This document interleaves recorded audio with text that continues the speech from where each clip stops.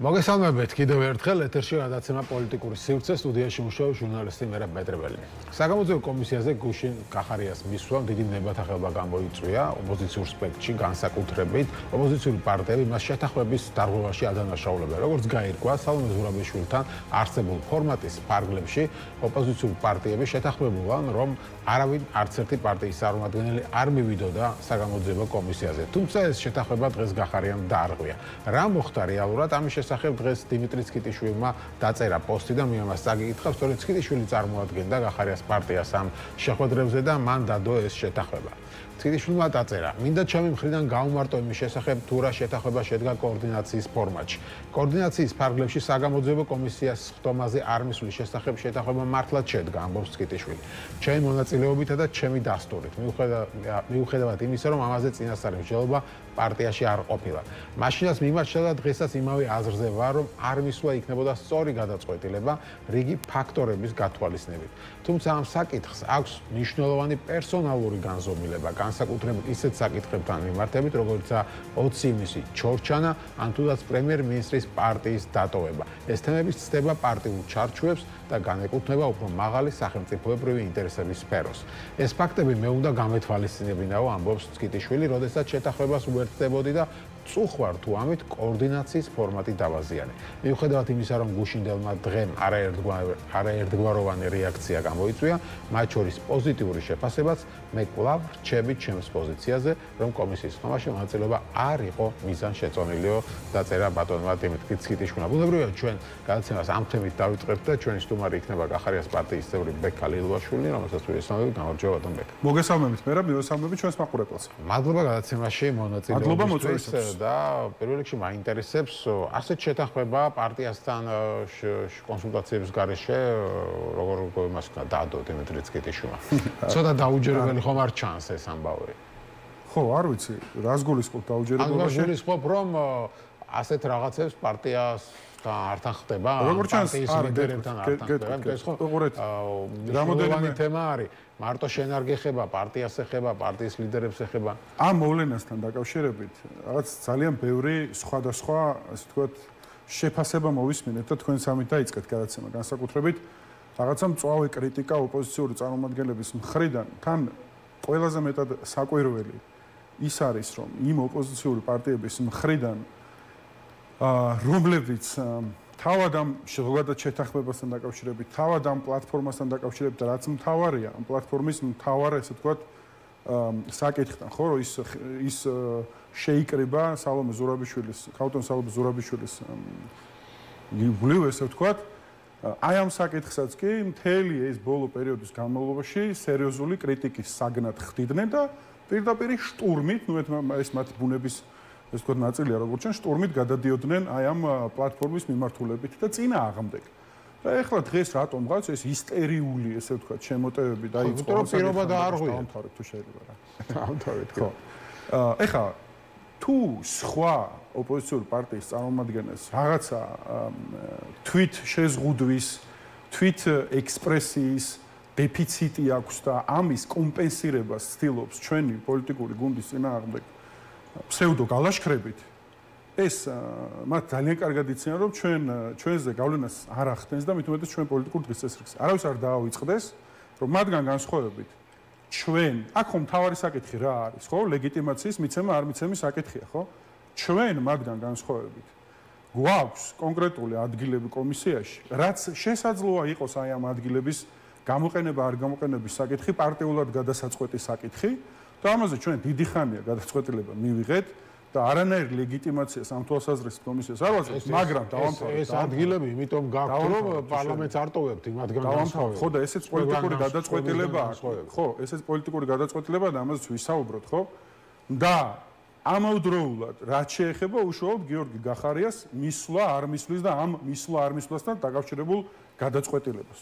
ამ ეთერშიც ამ გადაცემაში ალბათ თქვენთან არა, მაგრამ თქვენთანაც ჩემი კოლეგის მხრიდან მე მომისმენია კოლეგების მხრიდან განსხვავებული პოზიციები მანამდე გულისხმობ, რომ ნაწილი ამ ადამიანების ჩვენი გუნდიდან ემხრობოდა კომისიაზე მისვლას, ნაწილი არ ემხრობოდა, ეს აზრთა სხვადასხვაობა იყო და ის საკითხი, რომელიც ექსკლუზიურად დავასრულებ, არის პერსონალურად მისაღები გადაწყვეტილება. თქვენ ოდესმე გაგიგიათ ჩვენი გუნდის წარმომადგენლებისგან რომელიმე გადაწყვეტილება, რომელიც სხვა ოპოზიციური პარტიის ლიდერმა, ვინც დაბარებული იყო კომისიაზე, მიიღო აი ამ გადაწყვეტილებაზე რამე შეფასება გავიკეთებინოს, იმიტომ რომ ამ ხალხს არ ესმით როგორც ჩანს, სად გადის პარტიული ორგანიზაციული. მე მგონი ძალიან კაფეოდ აღეწერა ეს პროცესი ბატონ დიმიტრი ცოტაშვილის გადასაწყვეტი და მან კარგად აჩვენა თავის სტატუსში ეს ნაწილიც, ეს მხარეც და ჩვენ სხვისგან განსხვავებით კიდევ ერთხელ არანაირად მაშინ უნდა ეთქვა მას რომ იცი რა მე ამას ვერ გადავწყვეტ, იმიტომ რომ ეს არის გახარიას გადასაწყვეტი, ინდივიდუალური საკითხია. ეხლა ის გათანხმდა ამას, ეხლა ამბობს რომ პარტიასთან არ შემითანხმებიაო. ხო და აღნიშნა კიდევაც და შესაძლოა მე ვთვლი მაგალითად გულწრფელად რო გითხრათ რომ საერთოდ ეს საკითხი შეთანხმების საგანი როცა ინდივიდუალურ გადაწყვეტ მოდი რაზე ვისაუბროთ იცი მთავარი ბუღალტერია დაუშვათ თუ თავარია ლეგიტიმაცია არ არის რომ პარტიები პირობებს ასრულებთ ჩემთვის ეგ უფრო მთავარია ხა ვიდრე ლეგიტიმაციის რომ ანუ თქვენ ხართ პარტია რომელიც დადებულ პირობას ასრულებთ თუ შეიძლება ერთ დღეს გადააგდოთ არა ერთი წამი გადაგდებები და არათანმიმდევრულად ჩვენი სტილი არ არის ეს შეიძლება სხვაში ამოიკითხოთ და სხვის ქმედებებში კიდევ ეს საკითხი უფრო მნიშვნელოვანია ჩემთვის პირობამდეც თუ ამ რაღაც ეს ვთქვათ პირობის დადებამდეც თუ აი საერთოდ ამ პლატფორმის მიღმაც სანამ ეს საერთოდ მოვლენა მოხდებოდა მე რა კიდევ ერთხელ ვიძახი და ეს საერთო პარტიული პოზიცია იყო მათ შორის ყველა პარტიის წარმომადგენლის მხრიდან გაჟღერებული რომ გადაწყვეტილება მისვლა არ მისვლასთან დაკავშირებით ეს არის გიორგი გახარიას პერსონალური და ექსკლუზიური გადაწყვეტილება და მიუხედავად იმისა რომ ჩვენ შიგნით პოზიციები განსხვავებული გვაქვს ეს პოზიციები ამ გადაწყვეტილებაზე გავლენას არ ახდენს იმიტომ რომ ეს მისი ინდივიდუალური გადაწყვეტილებაა რაც შეეხება კიდევ ერთხელ ვიმეორებ პარტიის ჩართულობას კომისიის საქმიანობაში და ამ ფორმით ლეგიტიმაციის მიცემას ბუნებრივი აქ ორი აზრი არ არსებობს და ძალიან კაფეოდ დაფიქსირებული. დაუბრუნდეთ ამ ლეგიტიმაციის საკითხს, რადგან თქვენ ამას რამდენჯერმე შეეხეთ, ეგ საუბარი იყო, რომ მისვლაც ლეგიტიმაცია არის ოპოზიციური პარტიების დანარჩენი ოპოზიციური პარტიები ასე ფიქრობენ, ასე ფიქრობს მაგალითად თეატრულკიანიც, რომელსაც უთხრა რომ მადლობა რომ მოხვედით, ესე იგი გვაღიარებთო. ესე იგი გვაღიარებთო და ანუ აქ თემა ის არის რომ ნახეთ როგორ ყალიბდება ეს თემა რომ თუ თქვენ ამბობთ რომ პარლამენტი არის არალეგიტიმური, ამას ხო ამბობთ? ცხადია. ამბობთ. მაშინ ამ პარლამენტის მიერ შექმნილი რაღაც კომისიები, ორგანოები, უწყებები და ასე შემდეგ, ისიც უნდა იყოს არალეგიტიმური. გავიგე მე რა. ნახეთ, ხო, აქ რავი სხვანაირი ინტერპრეტაცია როგორ არის? ოპონენტები, ოპოზიციური ველიდან ხო ამბობენ რომ პარლამენტი არის არალეგიტიმური. ხო. მათ მიერ მიღებული კანონიც არალეგიტიმურია. ხო? ხო, ამასაც ამბობენ. მაშინ რატო დადიან მურუსუძე ჩინჩალაძის სასამართლოებში ამ კანონებით დაწესებული პასუხისმგებლობების საპასუხოდ დაუშვათ ამ არალეგიტიმური ხელისუფლების მიერ დამტკიცებულ უადო მოსამართლეებთან სასაუბროთ. მაშინ გამოდის რომ ისინი ამაზე ხა გრიგოლ გეგელიამ გიპასუხა დღეს ჩვენს ერთ-ერთ ეთერში და მან თქვა რომ ასე ხა ჯარიმებსაც ხო ვიხდითო და ასე შემდეგ. ხო ჩვენ იმას კი არ ვამბობთ რომ სახელმწიფო არის სრულად არალეგიტიმურიო. კონკრეტულად პარლამენტი არის და იქ არ შევდივარ და არ თანამშრომლობთ და ხა. ხო და აი ეს ძალიან არა ძალიან სახუმარო პასუხია, იმიტომ რომ სინამდვილეში მისვლა არ მისვლა კი არ არის ლეგიტიმაციის წყარო. რა პარლამენტის მანდატები რო არ დაიტოვეს, ამით უფრო მეტად არალეგიტიმური გახადეს პარლამენტი? ან რო ამბობდნენ რომ ცესკოს სიების შახსნით უფრო მიეხმარებოდნენ არალეგიტიმაციის საკითხს, მიეხმარნენ? ან მანამდე უფრო ლეგიტიმური იყო პარლამენტი? ზოგადად პარლამენტის ლეგიტიმაციის საკითხი ეს არის პოლიტიკური პროცესის შემადგენელი და არა ბუღალტრული საკითხი და არც პოლიტიკური პროცესის შემადგენელი ნაწილია ის რომ პარტიები, ოპოზიციური პარტიები არ აღიარებენ ამ პარლამენტს და არ შედგება. გასაგებია ისევე როგორც ჩვენ არ ვაღიარებთ, ისევე როგორც ჩვენ არ ერთს. მე მივცდილობ რომ გამიჯნოთ და თქვენ თუ გინდათ რომ ეს გაიგოთ, ძალიან დარწმუნებული ვარ გულწრფელად რომ გაიგებთ. ნახეთ, მე მიჯნავ მისვლას კომისიაზე და ლეგიტიმაციის მიცემას. მე მიჯნავ სწორედ იმ ლოგიკით, რა ლოგიკითაც ეს ხალხი იძახის, რომ არა, მარტო პარლამენტი არალეგიტიმური და თურმე მის მიერ გამოცემული კანონი ლეგიტიმურია, რადგან მიდიან და ჯარიმებს იხდიან, ან რადგან მიდიან და ჯარიმებზე დაობენ. ეს არ არის საერთოდ ლეგიტიმაციის გამსაზღვრელი, ამას ვამბობ და მიჯნავ სწორედ ისევე როგორც ისინი თავის დროზე იძახდნენ, რომ აი მანდატების დატოვება მაგალითად ნიშნავს, რომ ლეგიტიმურობას ვძენთ პარლამენტს. ხო, აღმოჩნდა რომ ეს მტკნარი წყლის სისულელეა. ხო აღმოჩნდა ისიც, რომ სიების ჩახსნაც მტკნარი წყლის. ხო, ანუ უკაცრავად ჟარგონისთვის სიაფანდობაა?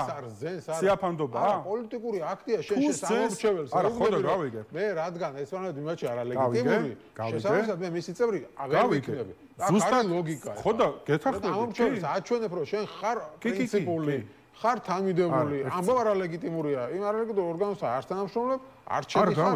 არც მოღვაწეობ, არაფერს არ. გავიგე, რასაც ეს არის პოლიტიკური აქტი, ანუ თვითონ ინსტიტუციის ლეგიტიმურობა, გავიგეთ, ლეგიტიმურობა არალეგიტიმურობასთან არანაირი კავშირი არ აქვს. ესა უბრალოდ შენი აქტი, პოლიტიკური აქტი შენი ამომრჩევლის წინაშე. ხო სწორი? არა, ერთწუთი.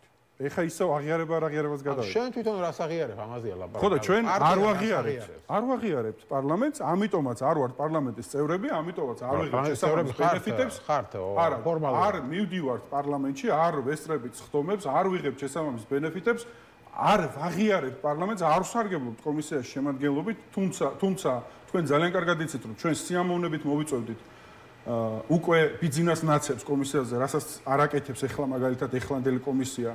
სასაუბროდ ამას ყველაფერს გავაკეთებდით და მთელი ლოგიკა, პოლიტიკური განაცხადი მათ შორის ჩვენი პოლიტიკური პარტიის თავმჯდომარის ამ კომისიაზე მისვლის ეს იყო. მისი პოლიტიკური განაცხადი იყო შემდეგი რამ, რომ დღეს ისევე როგორც ხელისუფლებაში ყოფნის დროს მას არაფერი აქვს არავისთან.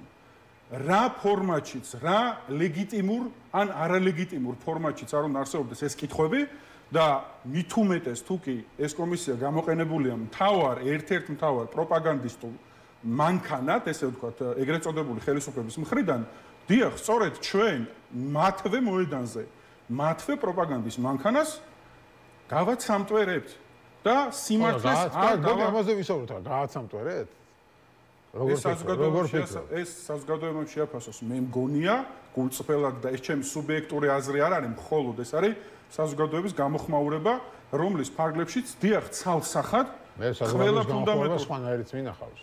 რომელიც ფიქრობენ, რომ სუსტი იყო გახარია. ეს თქვენი სუბიექტური მოსაზრება, საზოგადოების მე კიდევ ამაზე ჩემ მოსაზრებას არ გეუბნები. არა, მაგრამ მე მინახავს ასეთი მოსაზრებას, რომელიც ფიქრობენ, რომ სუსტად გამოიყურება და გახარია. მეც მინახავს, მაგრამ მე გეუბნებით, ჩვენ ყველა ადამიანები რაღაც ჩვენ სოციალურ საზოგადოებაში ცხოვრობთ, ხო, ჩვენს ბაბლში ესე ვთქვათ და ჩვენ სოციალურ კავშირებით ვაკეთებთ. უნდა გავიხედოთ. არა, მე და ჩემი და პარტიის ბაბლი ერთ და იგივე ხო არ არის, ამ თქვენი და ჩემი ბაბლი ხო ცალსახად განსხვავებული არ არის, მერაბ.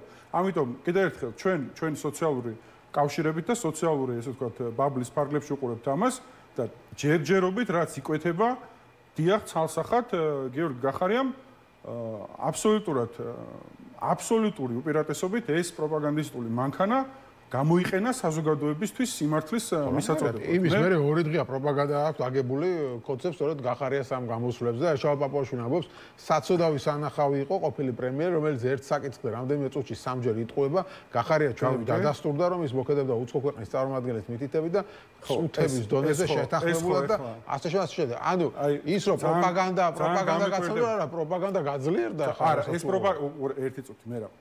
ჩვენ როგორც პასუხისმგებლიანი ოპოზიცია, ჩვენი ვალდებულება და ფუნქცია მათ შორის არის ყველა პროპაგანდას და დეზინფორმაციას ვებრძოლოთ. ყველა საშუალებით, რაც მით უმეტეს გვაძლევს საშუალებას ვესაუბროთ იმ ადამიანებს, იმ აუდიტორიას, რომელსაც ვერ ვესაუბრებით სხვადასხვა ეს ვთქვათ საშუალებებით, ხო და ამიტომ ეხლა რაზე ვსაუბრობ, ჩემთვის გაუგებარია პროპაგანდა რო ექნებოდა ქართულ ოცნებას გიორგი გახარიას მიზანია რომ ათი პროპაგანდა გაგვენადგურებინა. რა თქმა უნდა, გიორგი გახარიას წინააღმდეგო პროპაგანდა ექნებოდა მისი არ მისვლის შემთხვევაში, მისი მისვლის შემთხვევაში, საერთოდ ამ კომისიის საერთოდ არ შექმნის შემთხვევაში, ამაზე თუ კამათობთ, ეხლა ეს არასერიოზულია, მაგრამ ვინც კომისიას უყურა ვინც ამას თვალი მიადევდა, უყურებდი მაგალითად. ძალიან კარგად დააფიქსირა. ყველა ის ტყუილების გუდა, განსაკუთრებით იქნებოდა ეს წულუკიანი მისი პოზიციები ოცინისთან დაკავშირებით, ჩორჩანასთან დაკავშირებით, სადაც პირველად 2008 წლის შემდეგ ეს იყო პირველი პრეცედენტი და ამას ეს ჩემი პოზიცია კი არ არის, ამას საუბრობს ყველა ამ საქმეში ჩახედული ექსპერტი, რომ პირველი, ესე ვთქვათ, შემთხვევა იყო, როდესაც საქართველოს სახელმწიფომ გამოიჩინა სუვერენული ესე ვთქვათ, შესაძლებლობა და დაიცვა საკუთარ ტერიტორიები მცოცავი ოკუპაციისაგან და კიდევ უფრო დიდი რისკებისაგან რაღაც ახალი რუკების პირობებში. პირიქითო. ხო და გადმოვაქციეს, წარმოიდგინეთ ხანდახან რომ მეუბნებით ამ არგუმენტს აი ცოტა სხვანაირადაც შეხეთ. თქვენ წარმოიდგინეთ ახლა ტაში რო დაეკრათ ახლა კომისიას. ტაში რო დაეკრათ კომისიას. სულუკიანი ეუბნებოდა რომ შენ აღარ ახარ ხელისუფლებაში და ჩვენ ვიცითო რომ გადმოწიეს. ეს ხო არის აბსოლუტურად ეს არის თეატროლოგიანი იმასაც ამბობდა მე საერთოდ არ მithქვამს რომ მსგავსი რამეო არჩენი გადადგომის ღამესო მომხრე არ ვიყავიო მომხრე ვიყავი მელიას დაკავებისო და ყველაფერი ძალიან ცხადად გამოჩნდა ხო მე ვინ რის მომხრე იყო და რის ჩორჩანას რა თქვა მაგალითად მდინარაძემ ჩორჩანას საგუშაგოზე ეს იყო კარგად ნაფიქრი დავალების შესრულება რომის მიზანი იყო სამხედრო ესკალაცია გახარიან მიზან მიმართულად გადადგმა ნაბიჯი რომ მომხდარიყო სამხედრო ესკალაცია რას იტყვის ურცხვი მდინარაძე კიდე ერთხელ ვამბობ, მით უმეტეს, როდესაც ძალიან კაფიოდ გამოჩნდა, რასთან იყო საქმე. ხა, ესე გუშინდელი კომისიას ხანდახან ეს სახალისოთაც შეიძლება შეხედო. ჯერ თეატროლოგიანი იმას ედავებოდა, შსს მინისტრო იყავი, რატო არ გადადექიო და მე იმას ედავებოდა, რატო გადადექი და რატო მიგვატოვებო. ხო, ესენი არიან ადამიანები, რომლებიც აი, საერთოდ მე პასუხებს ფუნდამენტში არა, მე დამჭერს ავეშლება რომ ბევრ რამეზე ვერ გასცა პასუხი. ეს საზოგადოებამ შეაფასოს. ეს თქვენი აი, მაგალითად, კონკრეტული მაგალითს რო გავყვეთ ახლა, თეატროლოგიანი ეუბნებოდა ასეთ რამეს რომ თქვენ თუ იგზენითო პასუხისმგებლობა 20 ივნისზეო და საკუთარ თავზე იღებთო პასუხისმგებლობას, რატო არ გადადექითო? თქვენ რატო არ გადადექითო? ამაზე ხო შეიძლება და მარტივად შეეტრიალებინა კითხვა რომ კარგი მე არ გადავდექი, მაგრამ შენ რო იყავი პოლიცაბჭოს წევრი, შენ მოითხოვე ჩემი გადადგომა.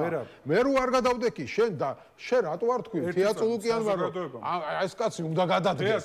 ეხლა რო ხარ აღშფოთებული. ეს ყველაფერი ხო შეეძლო შეებრუნებინა უკან. გავიგე ხა. და აი ვერა თქვენ მაგალითად რო უყურები ნერვები მეშლებოდა რომ იმდენად შეიძლებოდა უკან შეებრუნება. კი ბატონო, გავიგე, მესმის თქვენი პოზიცია.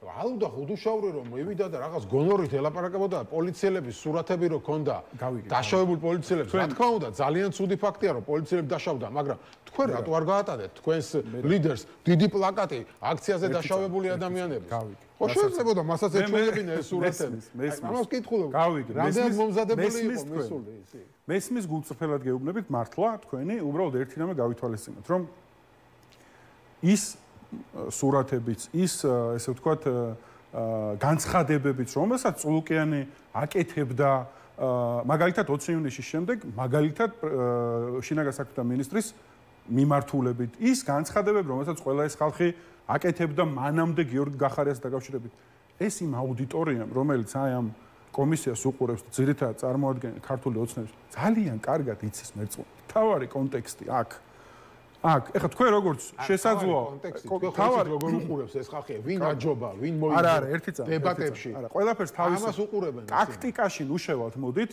აი რაღაცა საუბრის ტაქტიკაში ეს არ არის მარტივი საკითხი მერწმუნედ თუმცა ყველაფრის მიუხედავად ეხლა იქ ვიღაცა სპეციალურად სამჯერ გაიხმეს ოთახი და რომ დაეტენათ მოემზადებინათ პროვოკაციისთვის და მე უკან შეაგზავნეს ეხლა ამ ეს ეხლა ეს ტაქტიკური საკითხი რა მნიშვნელობა აქვს კაცო ეხლა თქვენ ხო გჯერათ რომ ეს რასაც მე ეხლა გეუბნებით რეალურად ხო და რა მნიშვნელობა ეხლა ვინ და სახელებს და გვარებს ხوارშობთ რა მნიშვნელობა აქვს ნებისმიერ შემთხვევაში ტაქტიკაში ნუშევად ხო ჩვენ ვისაუბროთ იმაზე რომ ფუნდამენტურ საკითხებზე მივიდა საუბარი რაზეც სხვათა შორის არც ერთი კომისიის ესე ვთქვათ წევრი მაგალითად საერთოდ რამ დაათრიგერა უკაცრავად ჟარგონისთვის 20 ივნისის საკითხი როგორ შემოვიდა ეს კაცი პასუხისმგებლობა ვინ აიღო მის სწორად მოქცევაზე მოდი ესე ვთქვათ და მე ვინ ესე ვთქვათ აირიდა საერთოდ და უკაცრავად კიდე ერთი ჟარგონისთვის მოძუძგა ქვეყნიდან თვითმფრინავით кейფის შემდეგ ხო საერთოდ მათ შორის დღეს რომ ფსევდო ნაციონალური მოძრაობის უпростоრად ნაციონალური მოძრაობის ფსევდო აკრძალვის კომისიას არქმევენ ამას და სინამდვილეში ნაციონალური მოძრაობის ნახევარი თავის გუნდში ყავდა მათ გამოძახებას ვერ ბედავენ მათ შორის აი მაგალითად მაგას რო ელაპარაკებოდნენ გვერდით ეჯდა თენგი შარმანაშვილი რომელმაც სააკაშვილმა სომხეთ ეს არაფერი არ არის იმასთან შედარებით სააკაშვილმა 2010 წელს გადაწყვიტა რომ შეექმნა საკონსტიტუციო კომისია ერთადერთი მიზნით რომ მას რო გაუვიდოდა ვადა ორჯერადი ვადა რომ გაუვიდოდა მე პრემიერ-მინისტრად გაეგზელებინა სამუდამოდ ქვეყნის მართვა და ქვეყნის მოწყობა შეეცვალა ამიზნით შექმნილ კომისიაში შარმანაშვილი ყავდა მდივნად დანიშნული. და შარმანაშვილმა ხელი მოუწერა ფაქტობრივად გაუправა სააკაშვილს, რომ სამუდამოდ დარჩენილიყო ხელისუფლების კონსტიტუცია შეუცვალა. და მე ამის სანაცვლოდ შარმანაშვილი მიშამ დააჯილდოვა სომხეთში ელჩა და ეს კაცი დღეს იქ იჯდა გახარიას ეძახდა ნაც და ამაზე ეს არ შეახსენა თქვენმა ლიდერმა. ძალიან სასიხარულოა რომ ეხა ჩვენ გვაქვს ამის საშუალება თქვენმა ლიდერმა. აი რატო არ უთხრა? გავიგე, რატო არ უთხრა, არ ვიცი. გოგებოლებად კითხეთ რატო არ მომზადებული იყო. ვიღაცას უთხრა, ვიღაცას არ უთხრა. კიდე ერთხელ საზოგადოებას რომელსაც ესაუბრებოდა გიორგი გახარია, ძალიან და მერწმუნოთ ეხა თქვენს მეც და იმ საზოგადოებას რომელიც იქ მნიშვნელოვანია ვინც ამას თვალს ადევნებდა ძალიან კარგად იცის ყველა ეს ფაქტი განსაკუთრებით ოცნებასთან მიმართებაში თვითონ გამოაშკარავეს ხო ხედავ დღეს გამოვიდნენ და თავი რო ემართლებინათ ჩვენო არც კოჰაბიტაცია გვინდოდაო არც სალომე გვინდოდაო პრემიერათო პრეზიდენტათო არც გიორგი პრემიერ არაფერი არ გვინდოდაო უცხო ქვეყნის ზალებმა დაგვაძალესო მაშინო ეს სხვა გზა არ ქონდაო და ეს საზოგადოება ხო ხედავს ამ დურაკულ განცხადებებს ხო ხვდება იმას რომ კაცო მაშინ თუ ესენი ესეთი უკაცრავა ჯარგონისთვის და ჩმორები იყვნენ და საზოგადოებას უცხო ძალას ემორჩილებოდა ეხლას რითი ვარ დაცული საზოგადოება რომ დღესაც ვიღაცა უცხო ძალას არ ემორჩილებიან აგერ ხო ხედავ კაცი კალაძე გამოვიდა და აპლოდისმენტებს და მადლობას ითხოვდა ტრამპისგან რისი გულისთვის უბრალოდ რომ დოჯის მსგავსი დეპარტამენტი გააკეთა აქ გობახიძემ რისი გულისთვის რომ deep state-ის ნარატივში რაღაცა ვითომ ამან პირველად დაასახელა თუ საერთოდ რისი გულისთვის ვის დავალებებს ასრულებენ საერთოდ ჩორჩანას თემასთან მიმართებით რომელიც კიდე ერთხელ მომიყო ერთადერთი და უკანასკნელი სამწუხაროდ მოვლენა რომლის ხარგლებში და ჩვენმა სახელმწიფომ დაიცვა საკუთარ ტერიტორიულ მთლიანობა და ცოტა შეაჩერა ცოტა ოკუპაცია კიდე ერთხელ ეს არ არის ბექალილუაშვილის აზრი ხო მე შეიძლება ნაკლებად ვერ ვკრავდი ამ საკითხებში ეს არის ყველა ამ სფეროს პროფესიონალის აზრი ამ საკითხს აყენებენ ეჭვის ქვეშ რა დარწმუნებულები ვართ ხვალდას ეგ მათ აი ამ პოზიციით რატო იცით მე რა ისინი ბუდიშის პრიზმიდან უყურებენ ამ საკითხებს არა სახელმწიფო ეროვნული ინტერესებით არა საქართველოს ინტერესებით არამედ ბუდიშის პრიზმიდან უყურებენ ამ საკითხებს ჩორჩანას თემა იმ სამი თემიდან ერთ-ერთი მთავარი იყო პროპაგანდისტულ მედიაში სახელმწიფოს ანუ 20 მიზე უფრო წინ დააყენეს და როგორ ფიქრობთ რატო ეს ნარატივი შემოიტანეს მათ რომ დასავლეთის დავალებით გააკეთა ეს რომ რაღაც ესკალაცია მოუხდარიყო და აი ამ მიმართულებით მიყავთ ეხა ეს მესმის ხო ნუ ეხა ისინი ყველაფერს გამოიყენებენ რა მიზანს ემსახურებენ გახარია კომისიაზე რომ არ მისულიყო ამ საკითხს რა პროპაგანდით არ აწევდნენ და არ გამოიყენებდნენ თუ აპირიქით ხო გახარიას იქ მისვლამ შესაძლებლობა მისცა საზოგადოებას გაეგოს სიმართლე ჩორჩანასთან დაკავშირებით მათ შორის გიორგი გახარიასგან და ეხლა ისინი ამ პროპაგანდას გამოიყენებდნენ ცხადია ეს არის ცხადზე ცხადი ეხა საერთო ჯამში რო შევაფასოთ, ხო? გავიგეთ, ჯერ ერთი მართლა მეც თუ უყურეთ, თქვენს გაგიჩნდებოდეთ. ახლა თქვენ ხო გახსოვთ ან ჟურნალისტი ხართ, კიდევ უფრო მეტი მკაფიო მეხსიერება გაქვთ ამ ფაქტებთან დაკავშირებით, რასაც თითოეულ საკითხზე, თუნდაც ამ კომისიის წევრები აკეთებდნენ თავის დროზე და როგორ შეიცვალა ეს ნარატივი, როგორ გახდა აიჩვეულებრივი 20 ივნისთან დაკავშირებით თუ ნებისმიერ საკითხთან დაკავშირებით, როგორც ნაცები საუბრობდნენ რა არგუმენტებითაც, რა სიტყვებითაც ნაცები საუბრობდნენ, ზუსტად იგივე რიტორიკით, მართლა გულწრფელად მეც მომეჩვენა, რომ ქართული ოცნების იმ კომისიის სხდომა კი არ იყო ეგრეთ წოდებული, რომელსაც ნაცების აკრძალვა უნდა, არამედ ნაციონალური მოძრაობის სხდომა იყო, რომელიც უპირისპირდებოდა გახარიას და ეს გაგრძელდა მერე ამ კომისიის შემდეგაც, როცა ესტაფეტა ამ კომისიის შემდეგ გადაიბარეს უკვე ნაცებმა ფაქტობრივად და დაიწყეს რაღაც გაუგებარი ესე ვთქვათ, არ ვიცი რა დავარქვა, ისტერიკები ამ საკითხთან და ისტერიები ამ საკითხთან დაკავშირებით, ხო? ამიტომ მე ვთვლი პერსონალურად, რომ აბსოლუტურად, მე რა აბსოლუტურად, როგორც რიჟვაძე იტყოდა, აბსოლუტურად სწორი იყო მისვლა. ეს სკრინები რატო არ წაიკითხა იქ? მე ერთ-ერთ კომპანიას გამოაქვეყნა. სკრინების ისტორიას ჩვენ უკითხავთ. თეა წულუკიანის მიმოწერა გამოაქვეყნა თქვენ მიაწოდეთ იმ კომპანიას, არ ვიცი. სკრინების ისტორიას მე უკითხავთ აზრზე არა ვარ, მაგრამ თუ უნდა გამოქვეყნებულიყო, ბარემ იქვე წაიკითხა პირდაპირ ეთერში რას ამბობდა მაშინ თეა წულუკიანი. ისე საინტერესო იქნებოდა თუ ეგ სკრინები ტელეკომპანია ფორმულას ჰქონდა და აქამდე არ გამოაქვეყნა. არ ვიცი ხო ეხა ფორმულა საიდან ქონდა ძალიან მე გამიშეჭრო თქვენ მიაწოდეთ არ ვიცი ჩვენი მე ყოველ შემთხვევაში და ჩვენ ცალსახად შემიძლია გითხრათ რომ ამ თემასთან კავშირი არ აქვს კი ბატონო ივანიშვილის თემას მინდა უცბად შევეხო იქ პირველად იყო კაფიოთ ნათქვამი გადადგომის მიზეზები ზე რომ ივანიშვილი როგორ ჩაერია და ეს იყო ხთა მიზეზი და თეა წულუკიანი მას ეუბნებოდა რომ მაშინ სხვა რამე რატო თქვითო ოკეი ხო და ხახარი ამბობდა რომ თქვენ დაგიცავით გუნდი დაგიცავითო გავიგე ეს, მაგრამ დაგვიანებული ხო არ არის? ხო, ყველაზე მნიშვნელოვანი რაც თქვა, რომ გარეთ იმისა, რომ ივანიშვილმა დაარღვიაო შეთანხმება და ჩაერია და რაღაც უხილავი ხელი დაიწყო იქ მართვა პროცესების და ამიტომ გადავდექიო, ასევე გამოთქვა ეჭვი, რომ შეიძლება 20 ივნისის დროს რეზინის ტყუების გამოყენების უკანაც ივანიშვილი იდგეს. ეს იყო ალბათ ყველაზე მნიშვნელოვანი განცხადება. აქამდე მას ასეთი რამ არ უთქვამს. ხო, რატომ? აქამდე რატო არ უთქვამს ასეთი? აქამდე რატო არ უთქვამს? ეს ამბობდა რომ ყველაფერზე მე ვარ პასუხისმგებელი. არა, ეს გასაგებია და მან ძალიან კაფეოდ ახსნა თავის პასუხისმგებლობა, პოლიტიკურ პასუხისმგებლობა და ყველანაირი აბსოლუტურად ძალიან კაფეოდ ამაზე ისაუბრა, მაგრამ ეხლა მეც ძალიან ცხადად მომეჩვენა, რომ თუ კი ერთი მომენტი დავუშვებ, ერთ ეპიზოდსაც თუ დავუშვებ იმისას, რომ ადამიანი, რომელსაც პირობა აქვს დადებული პოლიტიკიდან დისტანცირების, საერთოდ არ უნდა მოახდინოს გავლენა არჩენ კაბინეტზე, შენთან აქვს ეს თქვა პირობა დადებული, რომ არ ჩაერევა შენ საქმეებში და ამ პირობის მიუხედავად ის ერევა, გადადგომის ღამეს გულისხმობდა მელიას დაკავების საკითხს და ეს გახდა, რა თქმა უნდა, ცხადია. მას თავის ბრიფინგშიც აქვს ამაზე საუბარი იმ ნაწილში, რომ მე ვერ მივაღწიე ჩემს გულთან შეთანხმებას და მე ამაზე ბევრი უსაუბრია ხა. ფორმულირება იყო განსხვავებული, უნებრივია და კაფეოდ ცხადად დაისვა იმასთან დაკავშირებით წერტილი, რომ აქ მელი არაფერ შუაში არ არის და არც არასდროს ყოფილა აქ საუბარია ივანიშვილის ინტერვენციაზე მისი კომპეტენციაში, ესე თქვა. ბევრს მაგალითად აღჯერა, რომ ეს პირველად მოხდა, რომ ივანიშვილი ჩაერია. ეს მათი გადაწყვეტილება სხვა მათი შეფასება სხვა რამის თქმა მინდა.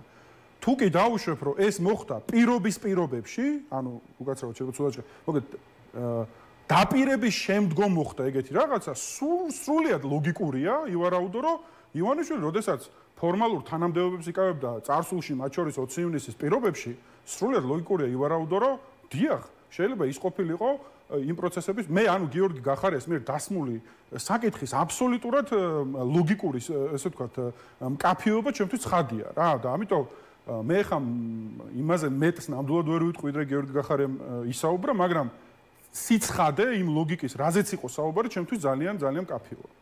ხო, გასაგებია, მაგრამ 20 ივნისის სისტემა პირველად გაჟღერდა, რომ 20 ივნის შეიძლება ივანიშვილს გაეცა რეზინის ტყუების გამოყენების ბრძანება. ხო, ეს ვარაუდი გამოთქვა გახარიამ, თქვა ეს რომ ასეთი გონივრული ეჭვია. კონკრეტული ლოგიკური, ესე ვთქვათ, რაღაცა, ესე ვთქვათ, ჩარჩოზე ისაუბრა, ხო და მე მაგას ვამბობ, რომ ჩემთვის ეგ ლოგიკა, რაზეც იყო საუბარი. კიდევ ერთხელ ავხსნი, მე როგორ გავიგე ყოველ შემთხვევაში, რომ როდესაც ადამიანი პირობას დებს, რომ всё, წავიდა პოლიტიკიდან, აღარ ერევა პოლიტიკაში, თუ მას აქვს იმისი ვნებები, რომ ამ პირობის გატეხვით ჩაერიოს პოლიტიკაში და გადაარწმუნოს მინისტრთა კაბინეტის მათ შორის პოზიციები, სავსებით რეალურია, რომ მით უმეტეს მაშინ, როცა რაღაც ფორმალური თანამდებობა ეჭირა, ხო, იქ პარტიის თავმჯდომარე იყო თუ სხვა, ქონოდა იმის ვნებები, რომ ჩარეოდა პროცესში. მე ესე გავიგე და ძალიან ცხად ლოგიკად მომეჩვენა ეს და ძალიან ცხადად დავინახე ის ლოგიკა, რაც გახარიამ ჩადო ამ საუბარში, ესე ვთქვათ.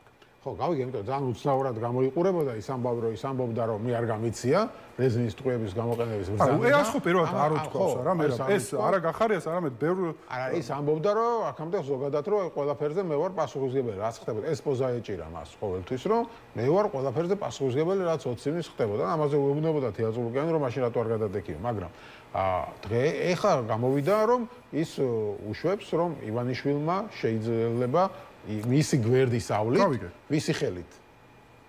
ხო, შეიძლება ეგეთი ფორმულირება. ეს ბრძანება, რომ იქ რეზინის ტყუები გამოყენებული იყო. მისი ხელით არ ვიცი სწორი ფორმულირება თუ არა. ანუ ვის თუ გახარიას გავლით არა, ვისი გავლით შეიძლება. ვისი ხელით? ხო, ვისი გავლით. არ ვიცი, წარმოიდგინეთ არა, მაგრამ ეხლა იქ შეიძლება და ეს ბრძანება გაიცა. გამეთქვა არავითარ ანზორ ჩუბინიძე შეიძლება. არა, უყურეთ ეხლა ეს ძალიან ესეთი ჩემგან ყოველ შემთხვევაში ამაზე ეხლა რაღაცა საუბარი ანზორ ჩუბინიძე პეტრე პავლიაშვილი, ბიძინა ივანიშვილის ესე ვთქვათ, ინტერვენციის შემთხვევაში მე ერწყმუნეთ ადამიანებამდე, ვინც ამას გააკეთებდა, მას აუცილებლად ექნებოდა გასასვლელი. ხა აქ რაღაცა კონკრეტული სახელებს, ჩემგან არ იქნება მაინდა-მაინც ეს სწორი, რაღაც კონკრეტულ სახელებს და კარგით, კი ბატონო. და ბოლოს კიდევ ერთი საინტერესო საკითხი, რაზეც იქ იყო საუბარი, მინიშნებით, გადაკვრებით და რაღაც თეატრალურგიანთან თითქოს ეხეთ რაღაც ესეთი ფლირტის ფორმატში გადავიდა ბოლოს ეს რაღაცა საუბარი პარლამენტში შესვლაზე. უკვე როგორც მოქმედ წევრებად, რომ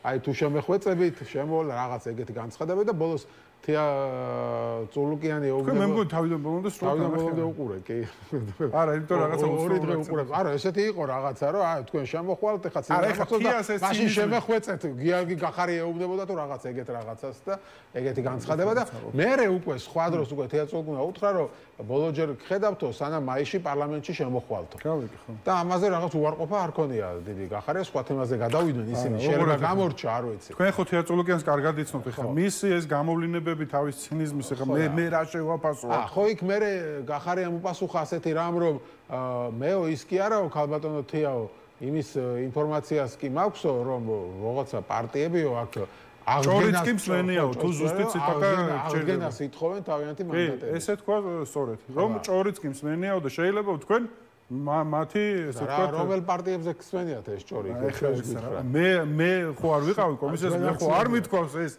არა მე მსმენია თუ არ მსმენია მე შეიძლება ერთ პარტიაზე მსმენია მერავდა გიორგი გახარიას მეორე პარტიაზე მსმენია სად ვარჩიოთ ეგ ხო როგორც თქვა ისე თქვა ხო არა თქვა და ბარე მივიყვანე მე მაგ აი გამოსავალი სხვათა შორის დღეს ქონდა ამაზე საუბარი სხვა ეთერში რომ ეს თუ საინტერესოა თქვენთვის თქვენ ხართ ხო ჟურნალისტები ყველა პარტიას ჩამოკითხეთ დაუარეთ და კითხეთ რომ რა რო ხო არ აპირებთ მანდატების აღდგენა? ხო არ ამაზე ხო არ ქონიათ საუბარი თქვა. არ იქნებ ვიღაცა რომელი დაადასტურებს. იქნებ გითხრათ რა იცით თქვენ კაცო იქნებ გითხრათ რომ კი აი ჩვენ გუჩი ქონდა ამაზე საუბარი შეიძლება. არ ვიცი ეგ პროცედურულად როგორ შესაძლებელია. მეც არ ვიცი. ვერ გეტყვით.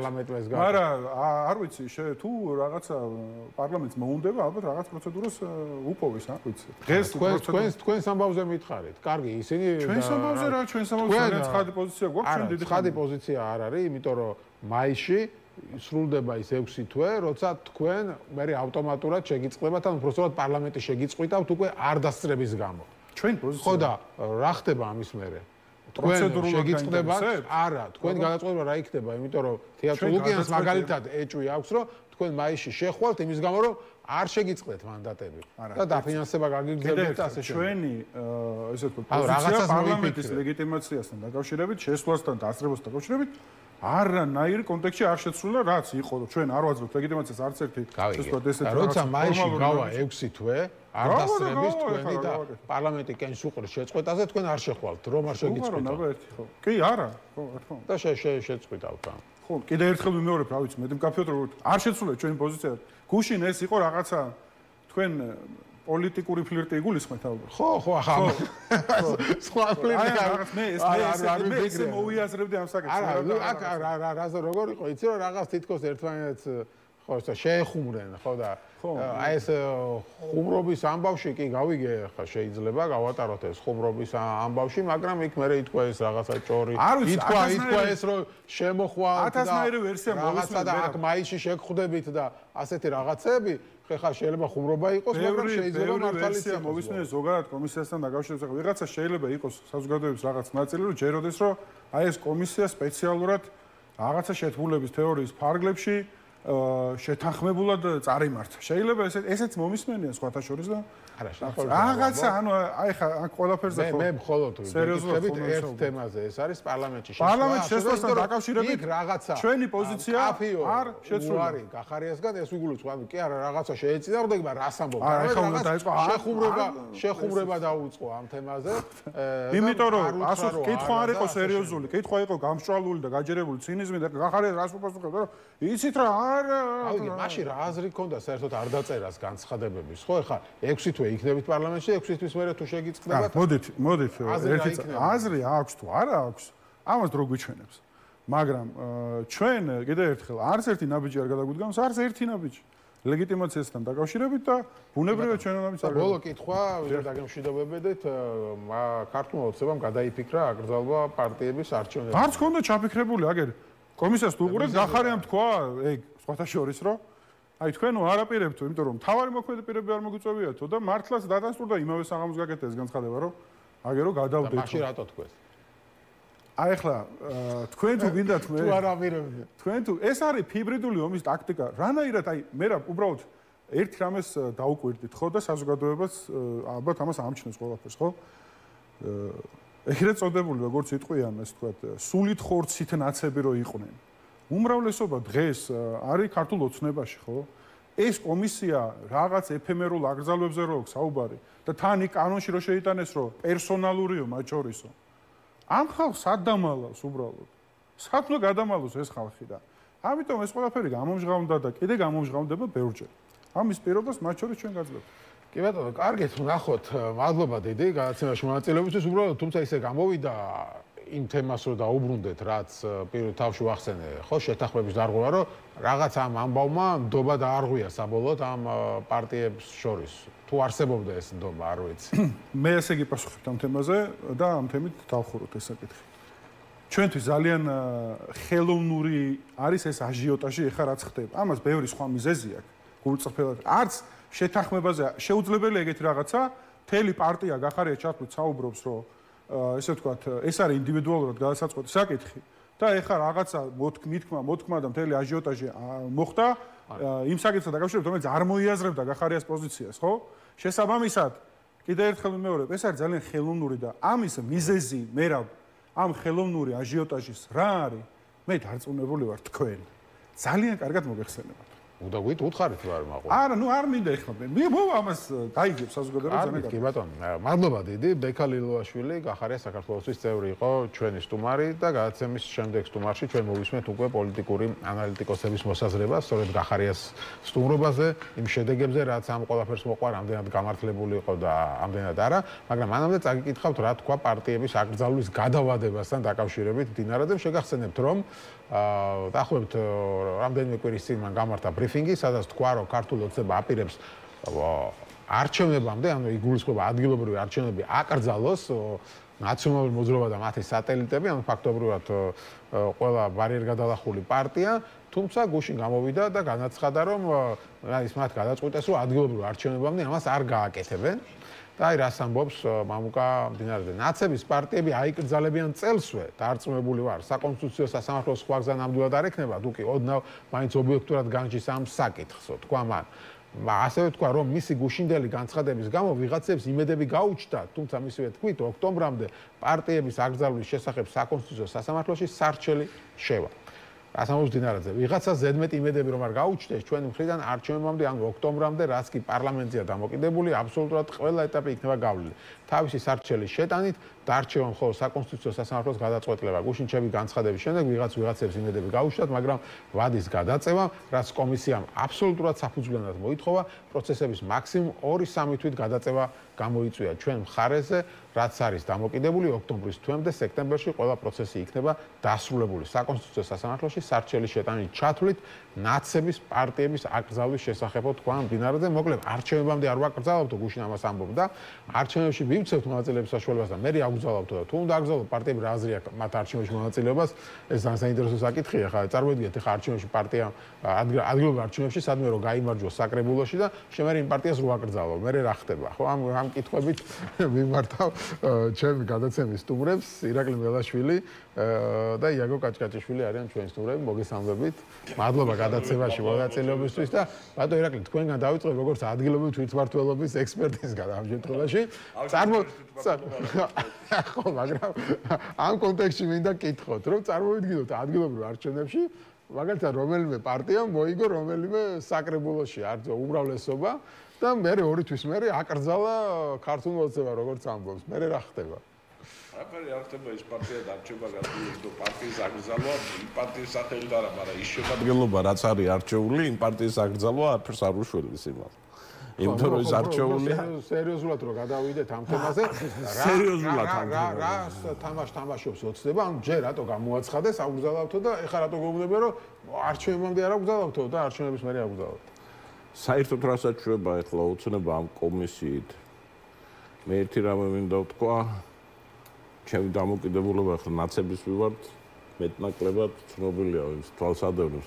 თუ რამითი შეიძლებოდა საერთოდ ნაცმოძრაობის გათეთრება ცხოვრებაში, ეს იყო მისი დანაშაულებების და შესტოების შესწავლა იმ ფორმატით, რა ფორმატითაც ეხლა სწავლობენ.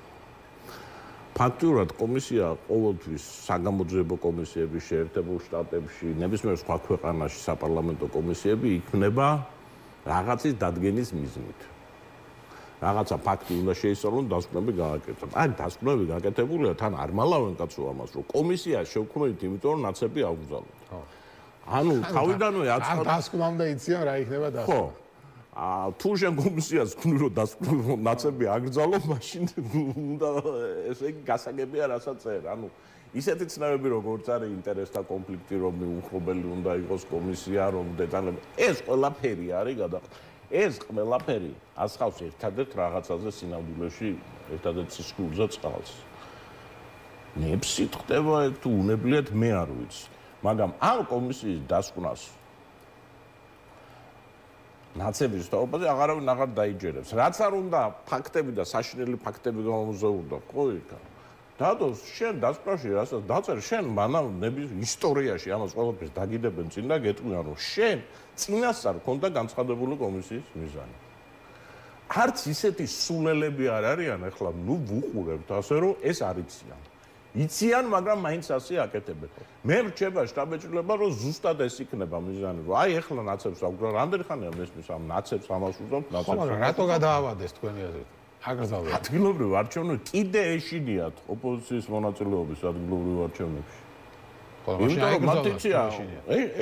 ეშინიათ. ამიტომ მათ ეს უნდა ეჭიროთ მუდმივად ხელში ნაცმოძრაობა, ხო საფრთხებელაა ყველა არჩევნებზე თაბარის საფრთხებელა ნაცმოძრაობა. ამიტომ ამარ ჯერ იფიქრეს რომ მოდი გავიარეთ, ახლა ვიღაცამ უთხრა რომ არა ბიჭო, ეგენი ხო ზომავე. რომ ერთადერთი სინამდვილეში ეხლა რაც დარჩათ. ისევ არის ნაცმოძრაობის მოbrunების საფრთხე. და არჩევნებზე იქ იქნება ისევ თავარი თემა. ეს კომისია იმიტომ გააგრძელეს, რომ აი ეს განგრძობადი პერიოდი გააკეთეს. ისევ ამ საფრთხეზე იქნება ძირითადად ლაპარაკი, არ მომაბრუნოთ ნაცები და ამით უნდა მოიგონ არჩევნები. ამიტომ თქვენ რომ ეხლა ორი თვით გადავდებთ და არჩევნების წინ იტყვიან რომ ჩვენ თუ არ გავიმარჯვებთ ნაცებს არავინ არ აკრძალავს და იქნება ეს თავარი ლოზუნგი, რითაც ესენი წავლენ არჩევნებზე. სამწუხარო რეალობა არის, მაგრამ მარტო პარტიას მეტი არა, მაინც და მაინც ალაპარაკო არაფერი არ აქვს საზოგადოებასთან. ამიტომ თან ახლა აი შემიძლია ბიოგრაფიები წავიკითხო იმ ხალხის კომისიის წევრების, ვინაც ყველა იყო სააკაშვილის მაღალ ჩინოსანი, ალეკო ტაბატაძე იყო იმისი რა ქვია ნარკოტიკებთან ბრძოლის ბიუროს უფროსი, პოლიციის უფროსი, აჭარის პოლიციის უფროსის მოადგილე, ხობლეთის პოლიციის უფროსი, შარმანაშვილი საერთოდ იუსტიციის საბჭოს წევრის ალკოს სასამართლოს ის მაშინ დიდ რეფორმას ვატარებდა. კონსტიტუციაზე თავარი თემა ის არის რომ სააკაშვილის მდივანი უწერა ხელის სამუდამოდ ხელისუფლების დარჩენაზე. ანუ ალუდა რომელიც ის იყო კაცო ფელდფეგელი იყო, უბრალო ინსპექტორი იყო, აქედაკით და ქონდა უეცრად ნაცების დროს ხდება ყაზბეკის პოლიციის უფროსის მოადგილე და ასე შემდეგ. ეს ხალხი ასამართლებს ნაციონალურ მოძრაობას. თან აბსოლუტურად თავხედურად გვეუბნებიან იმას, რომ იქაო იმასაც ჩავწერთო, რომ სხვა პარტიებიც აუგზავნოთ საიდანაც ნაცები იქნება, ოღონდ ეგ ჩაწერონ. პირდაპირ საფუძველი იქნება ქართული ოცნების აკრძალვის რა. აი პირდაპირ საფუძველს დადებენ ქართული ოცნების აკრძალვის, იმიტომ რომ დღეს ნაცები, ხო? მათთან არიან ნაცები და ამიტომ, ხო? მასთან არიან, აბა ჩემთან და იაგოსთან არც ერთ პარტიაში ნაციონალურ მოძრაობაში არ არის იმდენი ნაცი, რამდენიც მაგათთან არის ახლა. შეხედეს სიას. და შეხედე კომისიის შემადგენლობის უმრავლესობა არის ყოფილი ნაცები. ამ კომისიის რომელიც ნაცებს ასამართლებს, რომელსაც ხმა არ ამოუღიათ ხალხმა. თენგი ჟარბანაშვილი ელჩადრო დანიშნეს ამაყობდა თავისი მეგობრობით მიხეილ სააკაშვილთან. ამაყობდა კაცი თავისი მეგობრობით მიხეილ სააკაშვილთან. ალეკო ტაბატაძე იყო შუსუსუს მაღალ ჩინოსანი, რომელსაც ყველაზე მეტი დარღვევები ხდებოდა, ყველაზე მეტი უბედურება ხდებოდა აჭარაშიც და დანარჩენ საქართველოშიც. ეს ხალხი იყო სამოგუტრიალდა და ჩვენ გვეუბნებიან იმას, რომ აი ნაცები და თქვენ ხართ კოლექტიური ნაცები. კოლექტიური ნაცი არის დღეს ქართული ოცნები. ამოიღონ ბიოგრაფიები თავიანთი მინისტრების, მთავრობის წევრების, თუ უნდა მივეხმარები ვინმე. იქ არის ყველაფერი. მაგრამ დღეს რასაც აკეთებენ, ჩემი აზრით, დღესაც კომისიაზე, აი დღეს რაც მოხდა მაგალითად. მე მგონი თეატრულუკიანი საბოლოო ძირს გამოუთხრეს ქართულ ოცნებას, იმიტომ რომ უკაცრავად ადამიანებს რომ მომიყვან, რომელსაც 2012 წლამდე უბედურებას უშვებოდნენ ნაცები და დღეს 2025 წელია და ამ ადამიანებს არაფერი არ მიუღია თავხელისუფლებიდან. ხო, გამოძიებას არც ერთ საქმეზე ვინც მოყვანილი იყო იმ კომისიაზე და კლებოდა არც ერთ საქმეზე განაჩენი არ არის გამოტანილი და არ არის მათი უფლებები აღდგენილი. უფრო მეტის დღეს გიორგი ბარამიძე გამოვიდა და ამბობს რომ აფრასიძეების თემაზე 13 წელია გასულია და დაკითხულიც კი არა ვარო. ანუ იქ თავარ დამნაშავედ გამოაცხადეს გიორგი ბარამიძე რომ რაღაცა ამბავი ისე და აღმოჩნდა რომ გიორგი ბარამიძე დაკითხულიც კი არა. მე დაკითხავენ აფრასიძეების საქმეზე ესენი ვინც უნდა დაკითხავენ მოკლედ თავარი თემა რა საბოლოო ჯამში ჭულუკიანის კომისიის ხდომები გადაიქცევა აი მტკიცებულებები იქნება ერთის მხრივ ქართული ოცნების და მეორეს მხრივ მანამდე ნაციონალური მოძრაობის ერთობლივად დარღვეული ადამიანის უფლებების, იმიტომ რომ ყველა ვინც მიიყვანეს იქა არც ერთის უფლება ქართულმა ოცნებამ დღეს რაღაცა უთქვიათ კიდევ ვიღაცისთვის ჯონდი ბაღატურიას მიუხვანია რაღაცები უთქვია მოუყოლია იმ კაცმა მოუყოლია აკაურმა პროკურორმა შეუტანია რომ როგორ დაიკიდა ბოდიში და ფეხებზე გენიალური პასუხი ჰქონდა თეატროლოგიაზე ბლატონოი ადვოკატი არ უნდა აგეყვანო აშუაში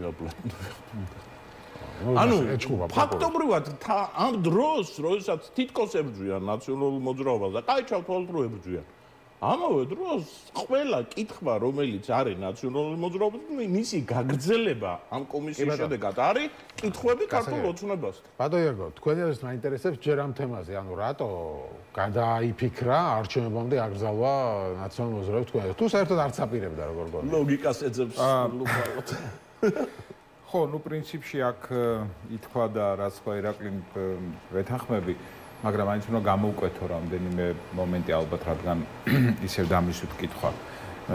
მე რა, ჯერ ერთი ნუ ფაქტია ეს, უბრალოდ ამას ვერავინ ვერ უარყოფს, რომ ქართულ ოცნებას თავისი ამომრჩევლების მობილიზების რამდენიმე მექანიზმი აქვს და ყველაზე მძლავრი მექანიზმი იყო ეს, რომ ჩვენ თუ წავალთ მოვა ნაციონალური მოძრაობა, ანუ ნაციონალური მოძრაობა იყო ასე ვთქვათ დასახული ბუად და მისი საპირწონე იყო ქართული ოცნება და თუ ნაციონალური მოძრაობა არ იქნება, მაშინ თუ ქართული ოცნება არ იქნება, მაშინ ნაციონალური მოძრაობა ბრუნდება ხალისუფლებაში. ამიტომ მაშინ ანტინაციონალური მოძრაობის მობილიზაცია იყო ქართული ოცნების ხელისუფლებაში დარჩენის ერთ-ერთი მძლავრი იარაღი.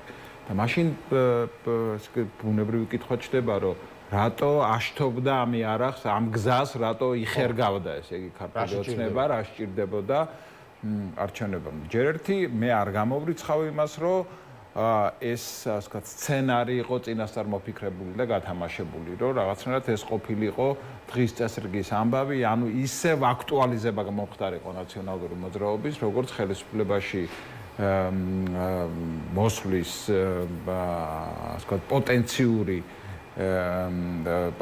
ძალის, რომელიც ხელისუფლებაში უნდა მოვიდეს და ამით თითქოს ისევ ხდებოდა ამ თემის წამოწევა და გააქტიურება. ეს ერთი.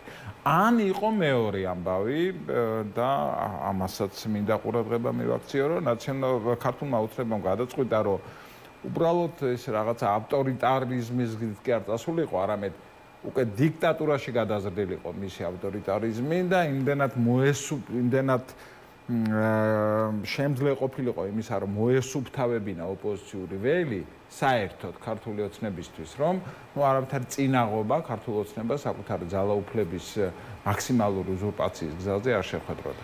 როგორც ჩანს, ქართულმა ოცნებამ გათვალა, რომ ეს ასე ადვილი მოსახერხებელი არ არის, იმიტომ რომ აი მივაქციოთ ამას ყურადღება და ერთი ახალ დეტალს ვიტყვი, ახალს იმ საუბრების გარდა, რომელიც აქ გაიმართა ახლა თქვენთან. ჯერთი ქართული ოცნება არ ლაპარაკობს მარტო ნაციონალურ მოძრაობაზე, ხო? მან შემოიტანა ცნება კოლექტიური ნაციონალური მოძრაობა და აქ იგულისხმება სულ მცირე ყველა ბარიერგადალახური ოპოზიციური პარტია. ანუ მათ აკრძალვაზეც არის ლაპარაკი. მაგრამ ამაზე უფრო შორს წავიდა ქართული ოცნება, გაგახსენებთ, რომ დაინიცირდა კანონპროექტი პარლამენტში, რომელიც არა მხოლოდ ნაციონალური მოძრაობის და კოლექტიური ნაციონალური მოძრაობის, არამედ მემკვიდრე პარტიების აკრძალვასაც ითვალისწინებს. ახლა აი წარმოვიდგინოთ, რას ნიშნავს ეს? ეს ნიშნავს, რომ ქვეყანაში რჩება მხოლოდ ერთი, ასე ვთქვათ, ძლევამოსილი პარტია, რომელიც ახდენს ხელისუფლების და ძალაუფლების აბსოლუტურ უზურპაციას. მიხვდა ქართული ოცნება და პირველ რიგში ბიძინა ივანიშვილი, რომ გასაგებია, რომ მზარდი ავტორიტარიზმია ქვეყანაში, მაგრამ დიქტატურამდე ასეთი ნახტომი მას არ გამოუვა, შეუძლებელი იქნება ამ პროექტის განხორციელება და ის რაც შეუძლებელია მათთვის როგორც ჩანს, ვთქვათ, ეფექტიანი და მისაღები არ არის, ამიტომ ეს ამოცანა დროში გადაწიეს. ანუ მათი განზრახვა არ შეცვლილა, მაგრამ შეიცვალა ლოჯისტიკა თუ შეიძლება ასე ითქვას. თუმცა რაც არ უნდა ვთქვათ, ან ერთი ან მეორე არგუმენტი, ფაქტია ის, რომ ქართული ოცნების ამორჩევლებში ეს ყველაფერი გამოიყურება არასერიოზულად, სულ მცირე არასერიოზულად, ხო? იმიტომ რომ ეს იყო ძირითადად დაპირება არჩევნებამდე. ქართული ამორჩევლები ყველაფერს სერიოზულად უყურებენ და ყველაფერს იჯერებენ რატო? არა, ყველაფერს იჯერებენ. წარმოიდგინე, მაგრამ ამ დაჯერებას და არ დაჯერებასაც ხო აქვს თავისი ზღვარი. არჩევნების წინ პირდება ნაციონალური მოძრაობის დასრულებას. 13 წელია. და მესმის და ახლა ყოველი არჩევნების მერე ამ პირობას გადაავადებს. კანონმდებლობით კომისიის შექმნით ასე ვთქვათ, განამტკიცეს თითქოს, მაგრამ ეხლა ამის წაღებაც მოუწიათ უკან. ანუ აი ესე მყარად არასერიოზულად გამოიყურება ეს პროექტი, მაგრამ როგორც ჩანს, ქართული ოცნების ამორჩევლები ყველაფერს ჭამენ თუ შეიძლება ასე ვთქვათ. რაც შეეხება კომისიას, თურნებავთ ამ კომისიაზე რა მინდა იცი კიდევ ვიკითხე ბატონ ირაკლიმაც ისაუბრა ამ თემაზე რომ გასაგებია მიზანი რა არის ხო ამ კომისიის მაგრამ რომ აგრძალოთ ასე შემდგომ კიდევ ერთი მიზანი რასაც ისინი არ მალავენ არის ის რომ ამ კომისიამ შეახსენოს ახალგაზრდებს თუ რა საშინელებები ხდებოდა ნაციონალური მოძრაობის დროსო და ეს საშინელებები მართლაც ხდებოდა ხო ამ კომისიაზე ეს ხალხი მოდის და ყვება ამ უბედურებებს წამება იქნება ქონების ჩამორთმევა და გასაგებია რომ შეიძლება ოცნების მიზანი არ არის რომ გამოიძიოს ეს საქმეები მაგრამ იმ მიზანს რამდენად აღწევს რომ ამ ხალხმა ვისაც ახალგაზრდები არიან და არ ახსოვს მათ მოისმინოს ეს მე არა ვარ დარწმუნებული რომ ამ მიზანსაც ეს კომისია აღწევს და ეს განზრახვა ასე ვთქვათ ამ განზრახვის ასრულება ამ კომისიის მუშაობას უწერია და ერთ მაგალითს გავიხსენებ, ერთ ინდიკატორს გავიხსენებთ, აი მე და ირაკლი საუბრობთ ეთერში შემოსვლამდე აფრაზისების საქმესთან დაკავშირებით. ხო, ახლა მე ჩემ თავსული ინფორმირებულ ადამიანად, მაგრამ აფრაზისების საქმე იყო ერთ-ერთი შავი ლაქა ნაციონალური მოძრაობის საქმიანობაში, ხო, როდესაც ამ პარტიის მარგინალიზებას ახდენდნენ და იმ ასე ვთქვათ უკანონობის დემონსტრირებას ახდენდნენ, ერთ-ერთი იყო აფრაზისების საქმე, აი როგორ ჩახოცეს უდანაშაულო ადამიანები და ასე შემდეგ. და ეს მთელი ეს პერიოდი აფრაზისების საქმე ჩანდა როგორც ერთ-ერთი კიდევ ერთხელ მეორე შავი ლაქა ნაციონალური მოძრაობის საქმიანობაში და ახლა როდესაც ეს ამ საკითხმა ხელახლა წამოიწია, გაჩნდა ალტერნატიული ინფორმაცია, შეიძლება ეს ინფორმაცია მანამდეც არსებობდა, მაგრამ ასეთი აქტუალიზებული არ ყოფილა. და გავიგეთ, მიყოფილა ეს აფრაზისების ოჯახი, რა დანაშაულებები ჩაუდენია. თან ეს დანაშაულებები არ თავდება, თითქოს ჯაჭვია ამ დანაშაულებების, რაც ამ ოჯახის წევრებს აქვს ჩადენილი.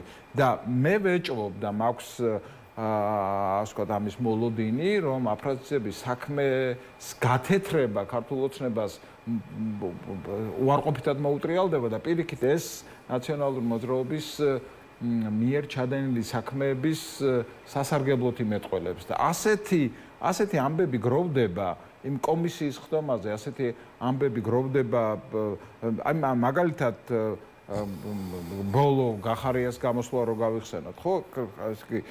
ფაქტიურად ამ კომისიამ გააშიშვლა გახარიასთან პოლემიკაში ერთი, მე ვიტყოდი კარიკატურული ფაქტი. ქართულმა ოცნებამ აღიარა, რომ ბოლო 2 წელს თუ არ ჩავთვლით, ამ ბოლო 3 წელს თუ არ ჩავთვლით, კი ბატონო, თუნდაც 4 წელი იყოს, 12 წელია უკვე ხელისუფლებაში არიან, ანუ დაახლოებით 8-9 წელი ისინი მოქმედებდნენ Deep State-ის და დავალებით. ეგ საოცარი განცხადება გააკეთეთ. ლევან მაჭავარი არის. წავიკითხო.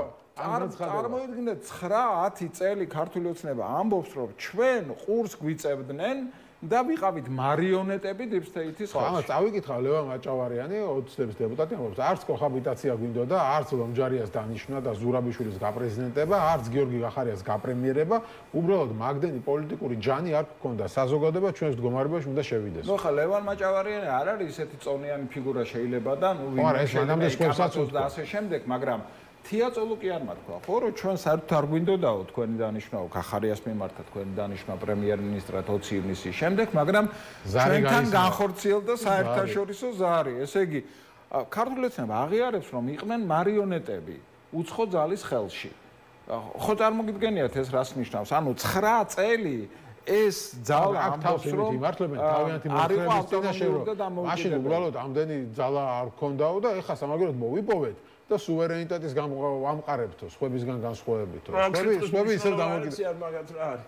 ისა მე ვფიქრობ რომ ძალიან სახიფათო ზღვრამდე მივიდა ქართული ოცნებებით რომ მაქიდან ერთი დარჩა რომ დიპსტეიტად ბიძინა ივანიშვილი გამოაცხადო და მის წინააღმდეგ სისხლისამართლის საქმე დარჩა, იმიტომ რომ ყველა ვის დანიშნულია ბიძინა ივანიშვილი წარდგენილია, ბიძინა ივანიშვილის დანიშნულია ეს ხალხი, ეს კადრები და ლოგიკური ნაბიჯი იქნება რომ დიპსტეიტი ბიძინა ივანიშვილი ყოფილა, იმიტომ რომ საერთოდ სხვადასხვა არ გამოდის ეს ამბავი. აი ეს არ არის ხუმრობა, იქ იმეცინება, მაგრამ ისაც ისულებს ლაპარაკობენ ბოლო დღეები რომ მართლა სხვა მანდა ირაკლი სად არის იმის გარანტია რომ ერთი წლის შემდეგ ან ორი წლის მერე არ გვეთყვიან რომ აი ეს პროცესებს რომელიც ახლა ვიღაცამ დაგვავალა და ესეც მართული პროცესი იყო. ანუ რაღაცნაირად ჩიხში შეიყვანეს ხო თავისთავი. ამ კომისიამ ბევრი მიმართულებით შეიყვანა ჩიხში თავისთავი. მართლაც თავი რო დავონებოთ იმას რომ ესე იგი კომისიის ერთ-ერთი სტანდარტი კომისიის მუშაობის არის ის რომ მასში უნდა იყვნენ ასე ვთქვათ ნეიტრალური ადამიანები ხო რომლებსაც ინტერესთა კონფლიქტი არ აქვს ან ერთ ან მეორე ძალასთან და ფაქტია რომ აქ შედან ადამიანები რომლებსაც განაჩენი ფაქტობრივად წინასწარ გამოტანილი აქვს და მთელი მათი რიტორიკა ამ კომისიაზე ან კომისიის გარეთ სწორედ უკვე ასე ვთქვათ განაჩენის აპრიორი დადების მანიფესტაციაა და სხვა არაფერი.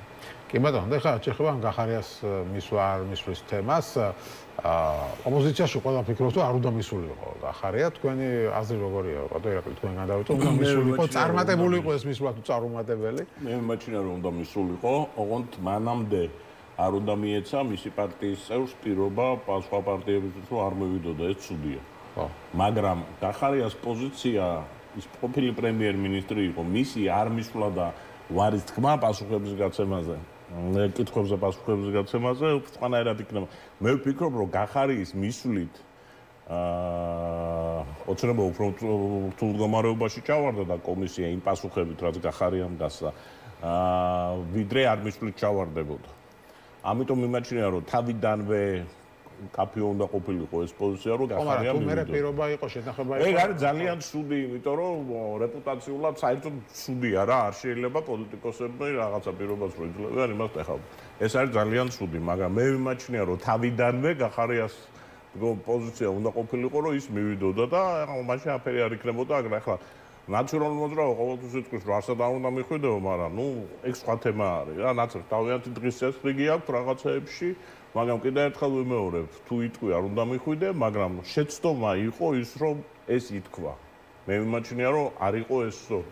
არ უნდა გაეკეთებინათ ასე, თორე გახარია ჩემი აზრით ერთადერთი ვინც უნდა მისული, ვინც შეიძლებოდა მისულიყო ოპოზიციიდან, ეს იყო გახარია, რომელსაც ზუსტად ის საფრთხელები უნდა ეთქვა, უფრო მეტი უნდა ეთქვა, მე რომ ეთქვა, მაგრამ ის ბევრს გაუჩნდა განცდა რომ სუსტად გამოიყურებოდა. ნუ ეხლა ეს ძალიან მეც მიმაჩნია რომ რაღაცა პოზიციებში ბევრად კაფეო შეიძლებოდა რაღაცა პოზიციების დაფიქსირება, მაგრამ ისიც რაც იყო საკმაოდ სერიოზული სილა იყო ქართული ოცნებისათვის. შოჩარასთან დაკავშირებით პოზიცია ქართული ოცნების იყო აბსოლუტურად ანტისახელმწიფოებრივი, საგუშაგოსთან დაკავშირებით და შეურაცხყოფელი პირველ რიგში სამართალდამცავი სტრუქტურის, როდესაც შენ იძახი რომ უშიშროებამ ეს ამბები ოსებისგან გაიგო ტელეფონით, როცა მანამდე იქ ალეკო ტებატაძე გიძის, რომელიც უშიშროების მოადგილე იყო და ეს კაცი გაჩუმებული უყურებს ამ სისულელეს. 5 წუთის წინა აქ ნათქვამი რომ ჩვენ დიალოგი გქონდაო ამაზეო და ჩვენო განსხვავებული პოზიცია გქონდაო და აი ამას უყურებს გაჩუმებული როგორი ძახია რომ თურმე უშიშროებამ ეს ოსებისაგან გაიგო ამაზე მეტი შეურაცხყოფა რა უნდა იყოს ახლა შენი უშიშროებისათვის ხო 4 სამინისტრო მუშაობდა იმის გაკეთებაზე და თურმე უშუალოდ მესოსებისგან გაიგო ხო. ნუ აი სრული აბსურდი იყო ეს ყველაფერი, რასაც ლაპარაკობდნენ ჩოჩარასთან დაკავშირებით, გადადგომასთან დაკავშირებით, მით უმეტეს ყველაზე წამგებიანი პოზიცია იყო ქართულ ოცნებას, რაც ჰქონდა, იმიტომ რომ გამოქვეყნდა ხო ის რა ქვია ჩანაწერები ჩაჩი რა მიმოწერაც მინდიოდა კაცო. ყველანი ემხრობოდნენ გახარიას პოზიციას, მანამ სანამ რაღაცა არ მოხდა და მე ყველა უეცად გადავიდა. ეხლა ნებისმიერ არის მაგრამ ესენი იმას აწვებოდნენ რომ შენ მანამდე ამერიკის ელჩი შეხვდი და მაგიტო შეცვალე პოზიცია. ტაიმლაინი ხო არსებობს. ხო კითხულობთ როდის არის ეს მიმოწერა ღამის 2 საათზე თუ შეხვდა ეხლა გახარია ამერიკის ელჩი არ ვიცი რა. ღამიდან დილამდე იცვლება ეს პოზიცია. კაი გავანებოთ თავი რა. თვითონ ხო ემხრობოდნენ ამ პოზიციას კაცო, რომ გადადებულიყო. ესენიც ხო ამერიკის ელჩი არ შეხვდნენ. კაი ეს შეხვდა სიტყვაზე ამერიკის ელჩი. ესენიც ამერიკის ელჩი შეხვდა თეატრალუკიანს დაათქმევინე. მათ ხო ქონდათ გახარია ცუდია ხიხია. მათ ხო ქონდათ იგივე პოზიცია რო არის. ხო წერენ ამას კაცო. ესენიც ხო ამერიკის ელჩმა არ გადაათქმევინა. ამათაც ხო ამერიკის ელჩმა არ გადაათქმევინა. ხო ანუ უთხრათ მაყურებელს რომ სკრინები გამოქვეყნდა მიმოწერის, სადაც იმ ღამეს სადაც გახარია პოლიცაბჭოს წევრებს ეუბნება რომ მოდი გადავდოთ მელიას დაკავება რამდენიმე დღე და თეატრალუკიანი ეუბნება რომ 100%-იანია, სოზარ სუბარიც ეუბნება. ხო და ესენიც ამერიკის ყველაფერი კარგად ვერ შეახსენა ეგ კომისიაზე. სკრინები უნდა წაეკითხა გახარია. ძალიან მარტივად არის ეკთება რა. ერთი კითხვა უნდა შეეტრიალე. კაი მე ამერიკის ელჩი. თქვენც ამერიკის ელჩი. თვითონ ამას წერდით? თქვენც ამერიკელებმა დაგავალეს რომ მოგეწერათ შემთხვევაში? ხო აბსურდია ეს ყველაფერი და ეხლა არის ელექტორატი რომელსაც არაფერი არ არის ეს ანუ უყურებენ და ანუ მოსწონთ ეს ყველაფერი. აი იმას ვერაფერს მეორე საკითხია ბატონიაგოს კითხვა მაგაზე როგორ რეაგირებს ასეთ რაღაცებზე ქართულ ოცნება. მე მგონია რომ საერთოდ არ რეაგირებს ქართულ ოცნების ამორჩეველი, მაგრამ მანამდე მაინტერესებს თქვენი აზრი გახარიას მისვლა არ მისვლასთან დაკავშირებით.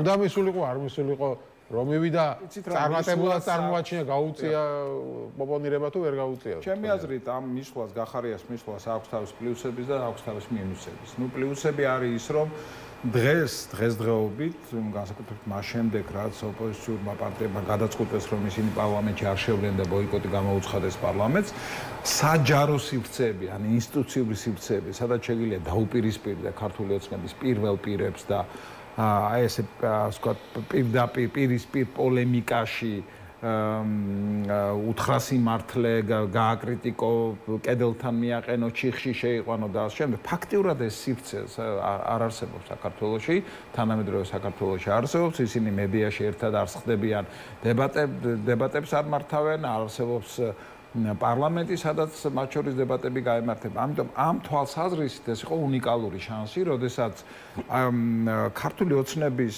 მმართველობის სამზარეულოს ცოდნე ადამიანს გაუჩნდა შესაძლებლობა, რომ ეთქვა როგორც პირველ წყაროს სიმართლე ქართული ოცნებისთვის და იქ ძალიან მნიშვნელოვანი რამდენიმე შეხლა თუ დაპირისპირება მოხდა გახარიასა და ქართული ოცნების ხელისუფლებას შორის, სადაც მწარე სიმართლე ქართული ოცნებისთვის ძალიან მწარე სიმართლე ითქვა და რაც თავარია ეს სიმართლე მოისმინა ფართო საზოგადოებამ. ხო, ახ მაგალითად ერთ მაგალითს დავასახელებ, იქ სულად კაფიო თქვა, თუმცა შეიძლება კაფიო თქვა, მაგრამ შეიძლება და უფრო მწვავედე თქვა გახარიას ის რომ როდესაც მან ასეთ რამე თქვა იქ როგორ ადარებთ ასე ვთქვათ პარლამენტზე შტურმის მოგერიებას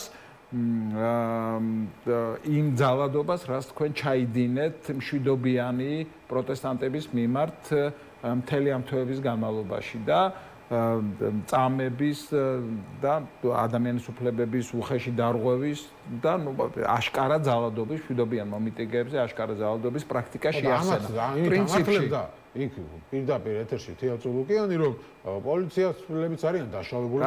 ეს ყოფილა გამართლება წამების და იმის რასაკვირველია. აი აქ რამდენჯერმე დატრიალდა ეს საკითხი და გახარიამ ეს პირისპირ უთხრა და პირდაპირ უთხრა ძალიან კარგია ეს რომ აი ასე ითქვა, ასე ვთქვათ, საჯარო სივრცეში პირისპირ მყოფ ორ დაპირისპირებულ ძალას შორის, თუმცა შეიძლება და კიდევ უფრო მწვავედ ყოფილიყო ეს საკითხი განხილული. ასევე მეორე მაგალითია ის რომ ფაქტურად გააშიშვლა არაფორმალური მმართველობის ბრუტალურობა გახარიამინ კომისიაზე როდესაც პირდაპირ უთხრა რომ თქვენ ჩემ პოზიციას იზიარებთ ბევრ საკითხთან დაკავშირებით იქნებოდა ეს ასე ვთქვათ 20 ივნისი იქნებოდა ეს და მელიას დაპატიმრება და ამ დროს ესე იგი თქვენ შეიცვალეთ პოზიცია, იმიტომ რომ აღმოჩნდა უჩინარი კაცი, ცხადია ვინც არის ეს უჩინარი კაცი, რომელიც მათ მართავს როგორც მარიონეტებს და ამიტომ წავედი.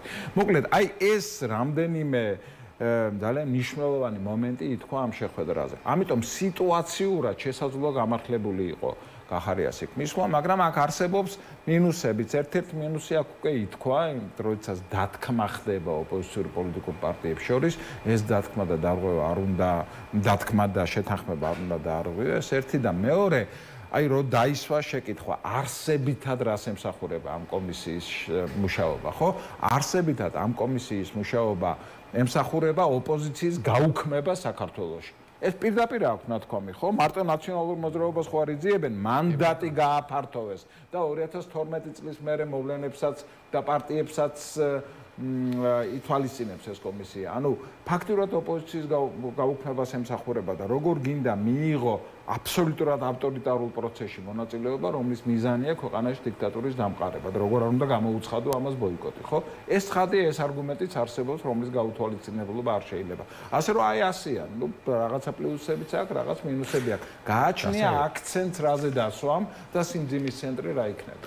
კი ბატონო, მადლობა დიდი გადაცემაში სტუმრობისთვის. ირაკლი მელაშვილი და ეგო კაჭკაჭიშვილი იყო ჩვენ სტუდიაში. ჩვენ გვაქვს რეკლამის შემდეგ ჩვენ უკრაინის ომს დაუბრუნდებით, ტრამპის განცხადებებს ამ თემასთან დაკავშირებით და ჩვენი სტუმრები იქნებიან გიორგი ლაბაძე, TSU-ს ამერიკის ოდნობის დოქტორანტი და საერთაშორისო და ასე კახა გოგოლაშვილი, ევროპული კვლევების ცენტრის დირექტორი, ასე რომ დაგველოდეთ.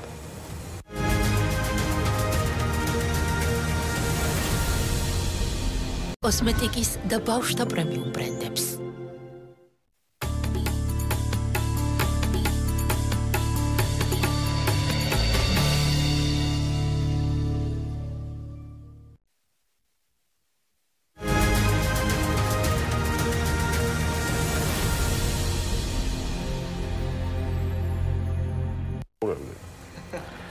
ვაშასე დავბრუნდით ჩვენ ეთერში, როგორც გითხარით, გადაცემის ამ ნაწილში უკრაინის ომის საკითხზე ვისაუბრებთ.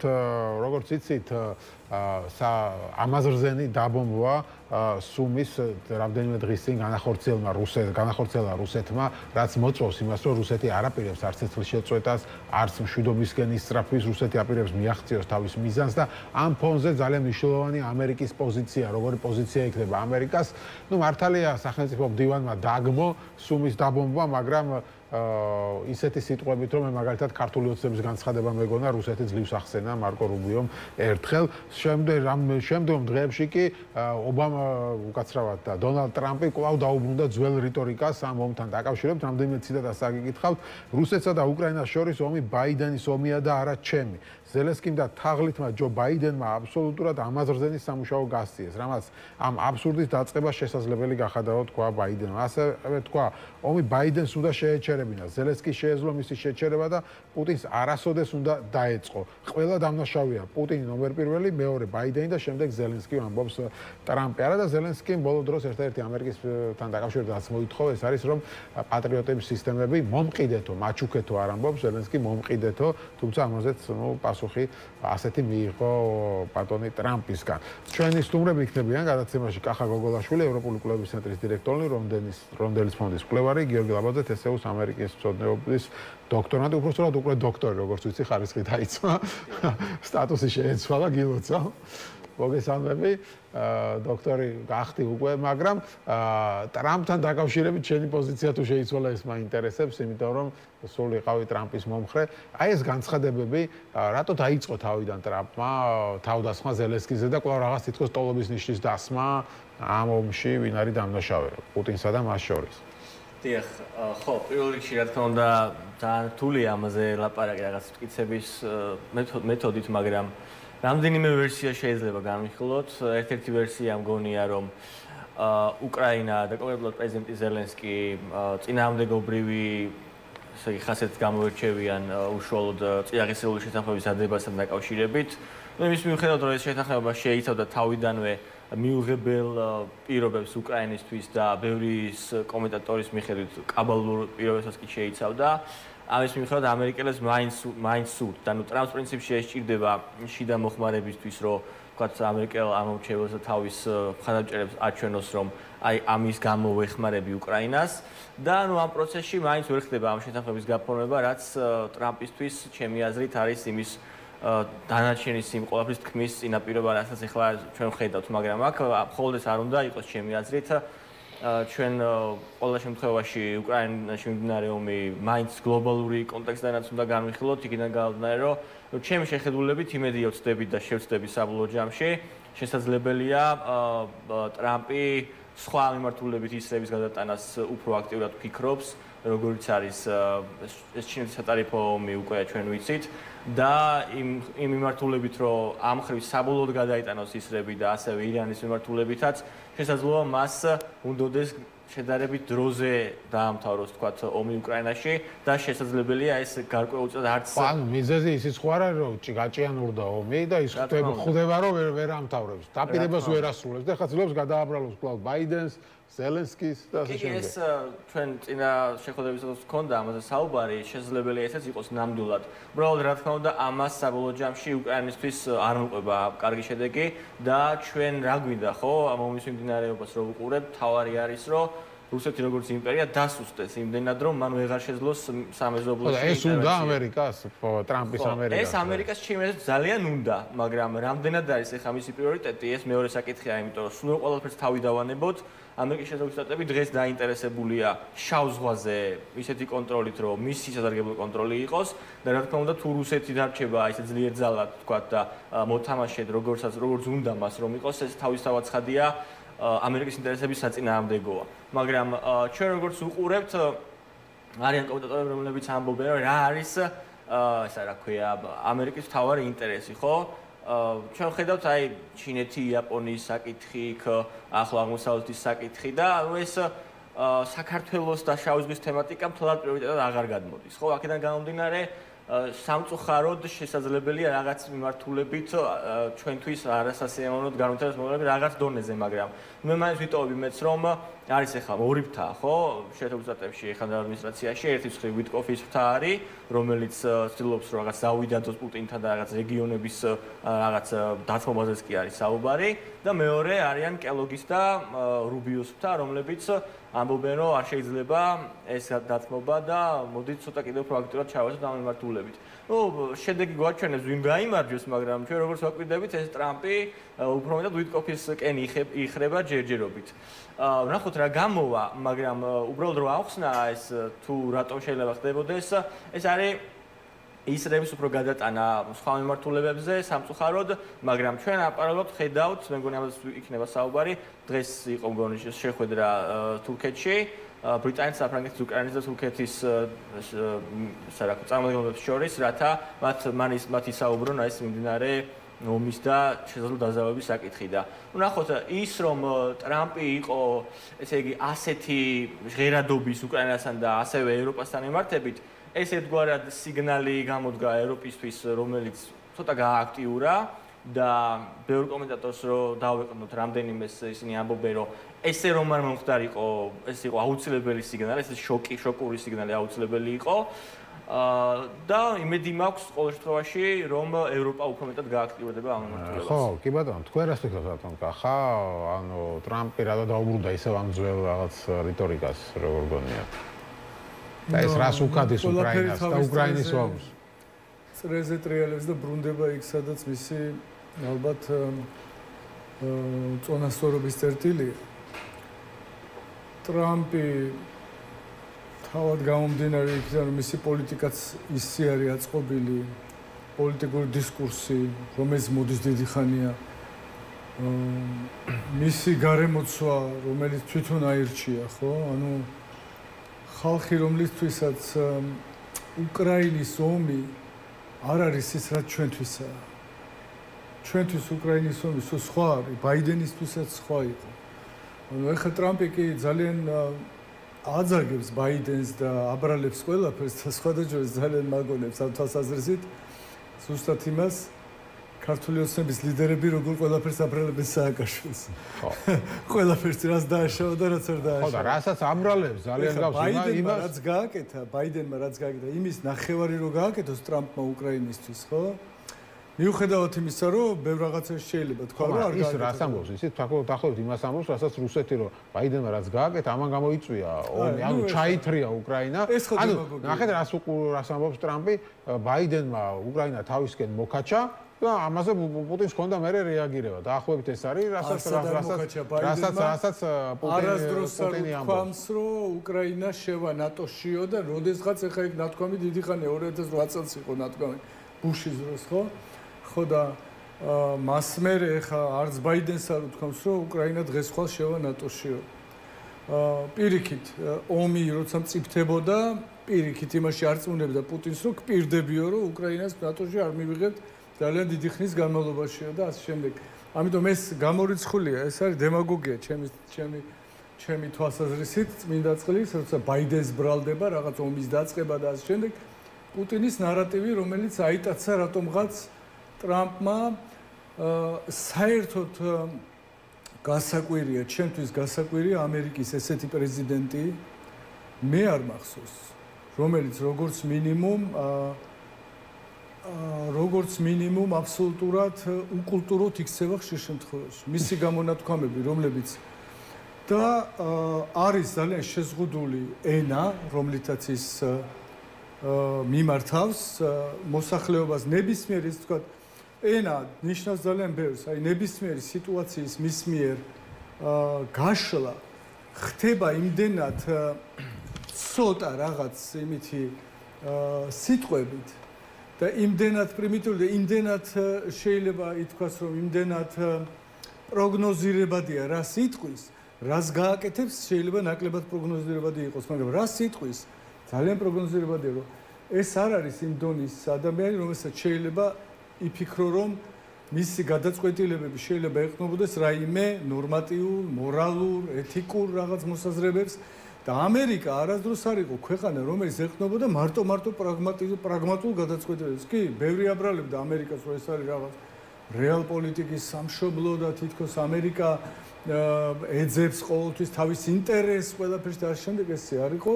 ამერიკა ძალიან დიდი ხნის განმავლობაში იყო ფლაგმანი დემოკრატიის განვითარების და ყოველთვის იბრძოდა იმისთვის, რომ სხვა ქვეყნებში ყოფილიყო მშვიდობა, ყოფილიყო დემოკრატია განვითარებულიყო და ასე შემდეგ. მათთვის მნიშვნელოვანი იყო. ტრამპისთვის ახლა ჩემისად მნიშვნელოვანი არ არის და მისი ამომრჩევლებისთვის ასევე სამწუხაროდ ამერიკაში მომრავლდა როგორც ჩანს მოსახლეობა, რომელსაც ამერიკის სუსხანაირი კონცეფტი აქვს, ანუ წარმოდგენა აქვს ამერიკაზე სუსხანაირი, ვიდრე ეს ქონდა ამერიკის მოსახლეობას შეიძლება 20-30 წლის წინ. მათთვის არ წარმოადგენს, აი ღირებულებები პრაქტიკულად არაფერს არ წარმოადგენს და ძალიან მარტივად თმობენ დემოკრატიას. ეხლა ის როდესაც ტრამპი უტევს თქვა ლიბერალურ დემოკრატიას, ისე როგორც ზოგიერთები ძალიან კარგად ვიცით ჩვენთანაც და სხვაგანაც გნებავთ ევროპაში და გნებავთ სოფლიოში, როდესაც უწევს ლიბერალურ დემოკრატიას, არა რაღაც კონსერვატიული ლიბერალიზმის პოზიციებიდან, არამედ ის უტევს ანტილიბერალური პოზიციებიდან, ანუ ის საერთოდ ლიბერალური საერთოდ დემოკრატიის წინააღმდეგია და უნდა აშენოს რაღაც პირამიდული სტრუქტურა, რომელიც იქნება აი სამწუხაროდ ახლა სულ ამ სიამოვნეს ამერიკის პრეზიდენტზე ეს საუბარი, მაგრამ მე არ მიკვირს აბსოლუტურად რომ ის დაბრუნდა ისევ, იმიტომ რომ მართალია, მართლა არიან ადამიანები მის ადმინისტრაციაში ცოტა ძალიან ძირითადად ახლა ვინც უყურებს ხოლმე ტრამპის კაბინეტის სხდომებს, ან მისი ეგრეთ წოდებული მინისტრების, ნუ იქ სხვანაირი სტრუქტურა არის, მინისტრები არ არიან, მაგრამ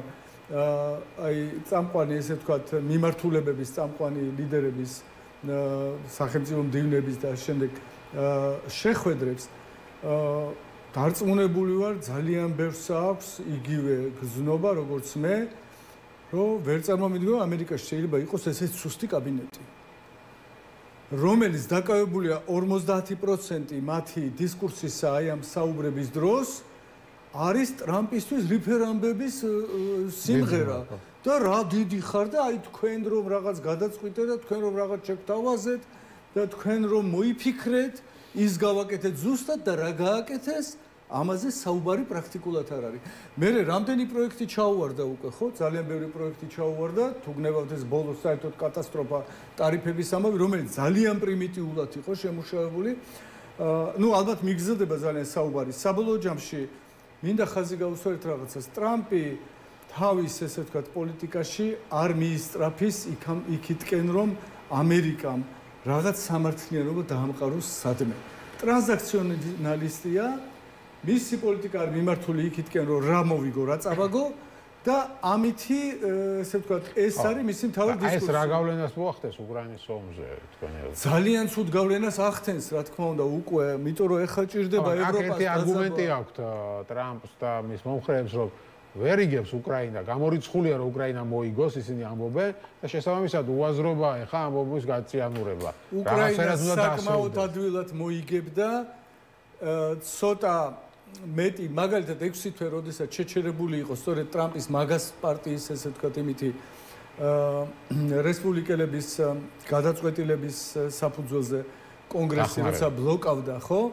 დახმარებას უკრაინის იმ მან ძალიან დიდი დრო დააკარგინა და შესაძლებლობა უკრაინას რუსეთი მაშინ შეიძლება ვერც გაუმკლავდებოდა უკრაინის შეტევებს, რომელიც ორი შეტევა ზედიზედ, რომლითაც უკან წაიღო ძალიან ბევრი ტერიტორიები, დაიბრუნა და შემდეგ შეუწყვიტეს უბრალოდ და იგივე ხდება ეხლაც, როდესაც ამერიკა უკრაინა ელოდება ყოველ წამს, რომ აი ეს ბაიდენის მიერ გამოყოფილი ეს დახმარება ამოიწურება მალე საკმაოდ და შემდეგ ტრამპი არ აპირებს დახმარების გაგრძელებას. მომყიდება უგნება და პატრიოტებზე და ამაზე თანხმობა არ არის. შენ რას ფიქრობ, ანუ როგორ შეიძლება ამ ვითარებაში ამ პოლიტიკით, რომელსაც ამერიკა აწარმოებს, ხო რაღაც გაყოფაზე იყო ესე ვთქვათ, სფეროების, როგორც ეს ბერლინი დაიყო, ხო, ახსენა ერთ-ერთმა მომლაპარაკებელმა ამერიკელმა მაღალჩინოსმა, როგორც ბერლინი დაიყო მეორე მსოფლიო ომის შემდეგ ზონებად, ხო, ესე დაიყოს რაღაცა ევროპის ზონა, უკრაინის, ხო, რუსეთის და ასე შემდეგ და აი ანუ ამისკენ მიდის საბოლოო ჯამში. არა, ეს არ ვიცი ახლა, მე პირადად ეს ამის ოფიციალური ვერსია არ არის.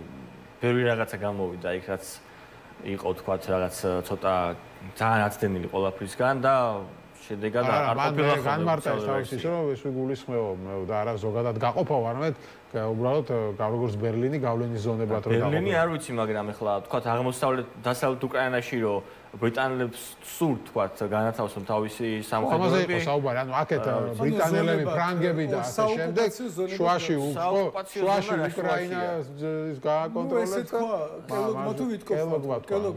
ზუსტად მეც არ მინდა შემეშალო რომელიღაცამ თქვა აქედან. ხო, არა, საოკუპაციო ზონა არ ვიცი როგორ გამოდის ახლა ეს უტევდნენ და აიღეს ბერლინი და ეს უკრაინის შემთხვევაში იქნება ომის მომავალი პრევენცია საოკუპაციო. ანუ არა, ხო, მაგაზე მე ჩაასწორა რომ საოკუპაციო ზონები არ ვიგულისხმე, როგორც ბერლინი იყო გავლენი, ასე ვთქვათ, რაღაც კონტროლის ზონებად დაყოფილი, ხო, აქეთ. მე მგონი ეგ გამშვები პუნქტი ჩარლი და ასე შემდეგ დაახლოებით ასე. ჩემი აზრით დამახინჯებული ინფორმაცია გამოდის იმდენად რამდენადაც ყველა შემთხვევაში არის ლაპარაკი იმაზე, რომ სამშვიდობოები უნდა განთავსდნენ უკრაინაში და ეს სამშვიდობოები ამერიკელები არ უნდა თვითონ იყვნენ და უნდა იყვნენ, თქვათ, ბრიტანელები და ფრანგები, ამაზეა ხო საუბარი. და თუ ეს ხალხი განთავსდება მათი შეიარაღებული ძალები, ხო, სავარაუდოდ. საოკუპაციო ზონა როგორ გამოდის? ეს არის სამშვიდობო, რომელიც უნდა სამომავლო პრევენცია გაუქმდეს. კონტროლის ზონებად იყოს. რავი, თუ გნებავთ ესე დავარ. უკრაინა მე არ მგონი ეს ნეგატიური მოვლენა იყო. უკრაინისთვის მარტო შუა უკრაინა. მე არ მგონი ეს ნეგატიური მოვლენა იყოს. ეხლა როგორც ასეთი ამჯერ სამშვიდობოების განთავსება, როგორც ასეთი, ხო, ამას რაც დავარქვეთ, მეორე საკითხია, მაგრამ რაც შეეხება იმას, ვთქვათ, აღმოსავლეთი რუსეთს უნდა მისცენ, მათ ეგაა ცუდი. თორე ბრიტანელებს და ფრანგებს განთავსება არაა ცუდი, ხო? თავისთავად ცხადია. იქ შუა ნაწილი, სადაც ყვითელი იყო გამოყვანილი, ეს უკრაინული ჯარები, იმიტომ რომ ევროპელებს არ უნდათ თლად ზოლთან განლაგება, ამაზეც იყო საუბარი, ხო? რა თქმა უნდა, ეს ნეგატიური კონტექსტი აქ ის არის, რომ თუ რუსეთს დაეთმო ეს ტერიტორიები და მე ამის აღიარება მოხდა, ესაა კატასტროფა თორე. დანარჩენზე ახლა ვერ უწვით ხო მაგას ახლა თორე როგორც ასეთი, რა ვიცი, რამდენად მოსალოდნელია. მე ახლა პროგნოზს ეკეთება, არ ვიცი როგორ შეიძლება ამ საკითხზე რა. ძალიან არეულია. თან 2 თვის წინ ამბობდნენ რომ 24 საათში მორჩება, დღეს ამბობენ რომ წლის ბოლომდე მორჩება. ხო და ვის რა ნება აქვს საბოლოო ჯამში ამ მიმართულებით და როგორ გადაიხრება, ძალიან რთული სათქმელია. უბრალოდ ჩვენ იმაზე ვლაპარაკობთ, რომ ეხა ტრამპმა რა თქვა და შეიძლება თუ არა ამას რაღაცა მოყვეს. ნუ ერთი ხა ზოგად ან გლობალურ მოცემულობაში რის გამოც ტრამპის რაღაცებს ამბობს და იგივე სავაჭრო ტარიფებზე იყო საუბარი, ხო? ეხლა მე როგორ ხედავ ხა ამ ტარიფებს? რა თქმა უნდა, ტარიფი ეს არის ნეგატიური მოცემულობა და ამას არ შეუძლია რაღაცა პოზიტივის რაღაც კონფლიქტის მოგვარების შეტანა, ხო, ურთიერთობებში, მაგრამ ის რასაც ჩინეთი აკეთებს და აკეთებდა ბოლო ასწლეულების განმავლობაში, ამას თუ არ დაუპირისპირდებოდა და დაუპირისპირდება შეერთებული შტატები რაღაც დონეზე, ეს გამოვა ესე 10 წელში თუ ესე გაგრძელდა, გამოვა ისე რომ ამერიკის თავდაცვის ბიუჯეტის ნახევარი ექნება დაახლოებით ჩინეთს, ეხლა უკვე მეოთხედი აქვს სადღაც და დღეს რამდენ პრობლემას ქმნის ჩინეთი და რამდენს შექმნის მერე ცოტა ხანში, ხო? ამიტომ ამის შეკავება ალბათ უნდა მომხდარიყო რაღაც ხვიდა, როცა არის საუბარი თქვა შეერთებულმა შტატებმა დააყენა თავდაყირა გლობალური წესრიგი. რეალურად ეს წესრიგი იგივე სავაჭრო მიმართულებზე და ეკონომიკური მიმართულებზე პირველ რიგში დააყენა კითხვის ნიშნის ქვეშ და თავდაყირა ჩინეთმა. იმიტომ რომ ის ახორციელებდა ხელოვნური ფასების დაკლებას, შეთანხმებული ტარიფები რაც იყო მაგ დროისთვის ხელოვნურად არიდებას და სხვა ქვეყნებიდან პროდუქტების შეტანას და ამან წარმოქმნა ჩინეთი როგორც პროფიციტული სახელმწიფო და მათ შორის პროფიციტული ეს ამერიკასთან მიმართებით, მაგრამ აქ საგანგაშო უკვე ერთი რაღაცა გამოვლინდა რა, როცა ტრამპმა მოხსნა ტარიფები იმაზე ტელეფონებზე, სმარტფონებზე და მე მგონი კომპიუტერებზეც, ხო? ეს არის ამერიკის კონტექსტში ძალიან სერიოზული და ნეგატიური სიგნალი, რაც ნიშნავს რას? ნიშნავს იმას, რომ ამერიკას ამ ბერკეტის გამოყენება არ შეუძლია თურმე. განსაკუთრებით ამ მიმართულებებზე, ამ სმარტფონებზე, ხა, იქ ავტომობილების თემაა კიდე და იქ რა იქნება კაცმა, შეიძლება მაგასაც მოიხსნას ტარიფები მალე. მაგრამ თუ საუბარია ჩინეთთან დაპირისპირებაზე, გამოდის, რომ ამის გამოყენება არ შეუძლია შეერთებულ შტატებს და მაშინ როგორ უნდა მოხდეს ჩინეთის შეკავება? iPhone-იც იქ იწყობა და ეხლა. ხო, როგორ უნდა მოხდეს ჩინეთის შეკავება? ცხელი ომით ესე იგი, ხო? და თუ ამერიკა უმიზნებს ამ თავის ისრებს წყნარ ოკეანეს და ჩინეთის მიმართულებით ტაივანის დაცვას მაგალითად, რა თქმა უნდა, ის ვერ შეძლებს ამ ფრონტზე გაშლას, როცა რაღაც ირანის დაბომბებზეც არის კიდე საუბარი. ხო და აი ესეთი უმძიმეს გლობალურ მოცემულობაში ვართ რეალურად. საუბარების შესახებ რომ პატრიოტები მაინც მიყიდოს ზელენსკის. ხო, არ ვიცი, ეგ მაგას რა უშლის ხელს მართლა ვერ გავიგე. მე შეიძლება თქვა ორი სიტყვა მაგაზე. ხა ჩინეთის მიმართ თუ იყო მხოლოდ ტრამპის მაშინ ევროკავშირი რაშვაში იყო? კანადა, მექსიკა რაშვაში იყო? მექსიკა და კანადასთან საერთოდ აი დაუკვირდეთ რა გააკეთა ტრამპმა. როგორი აბსოლუტურად ამოვარდნილია საერთაშორისო საერთოდ პოლიტიკის ნორმებიდან ეს ყველაფერი. რატო? კანადასთან და მექსიკასთან ქონდა თავისუფალი ვაჭრობის შეთანხმება. ეს შეთანხმება დენონსაცია კი არ მომხდარა. უბრალოდ დაარღვია. თქვა რომ მე გიწესებთ ახლა ტარიფებს და როგორ საერთაშორისო შეთანხმება გაქვს დადებული, რითი განსხვავდება პუტინისგან და რუსეთისგან? არღვეს, კარგი. ტარიფებს რო უწევს თემ სოფლიოს საერთაშორისო ვაჭრობის სოფლიო ორგანიზაცია დაარსა შეერთებულმა შტატებმა 47 წელს გატის შეთანხმება გენერალური შეთანხმება ტარიფებსა და ვაჭრობასა და ტარიფებზე ამერიკის მოგონილი სქემაა გლობალიზაციის, ხო? ამის მიხედვით ყველას მინიჭებული აქვს ეგრეთ წოდებული უპირატესი ხელშეწყობის რეჟიმი, ანუ ყველას ერთნაირად უნდა მოეპყრო.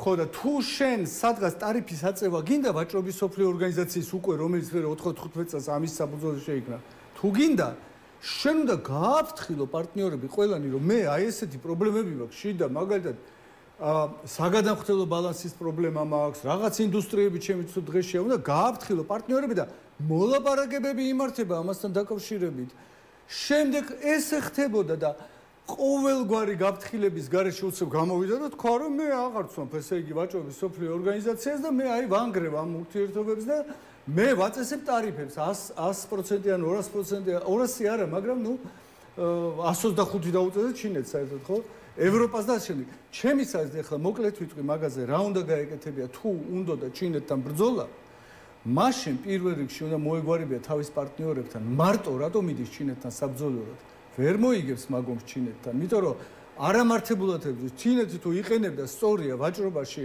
არამართებულ ზომებს, იქ იყო ვაჭრობის სოფლიო ორგანიზაცია და ეომა იქ ჯერ და მეორე ცალმხრივად დაეწესებია ჩინეთისთვის გაეფრთხილებია, ხო, კი ბატონო.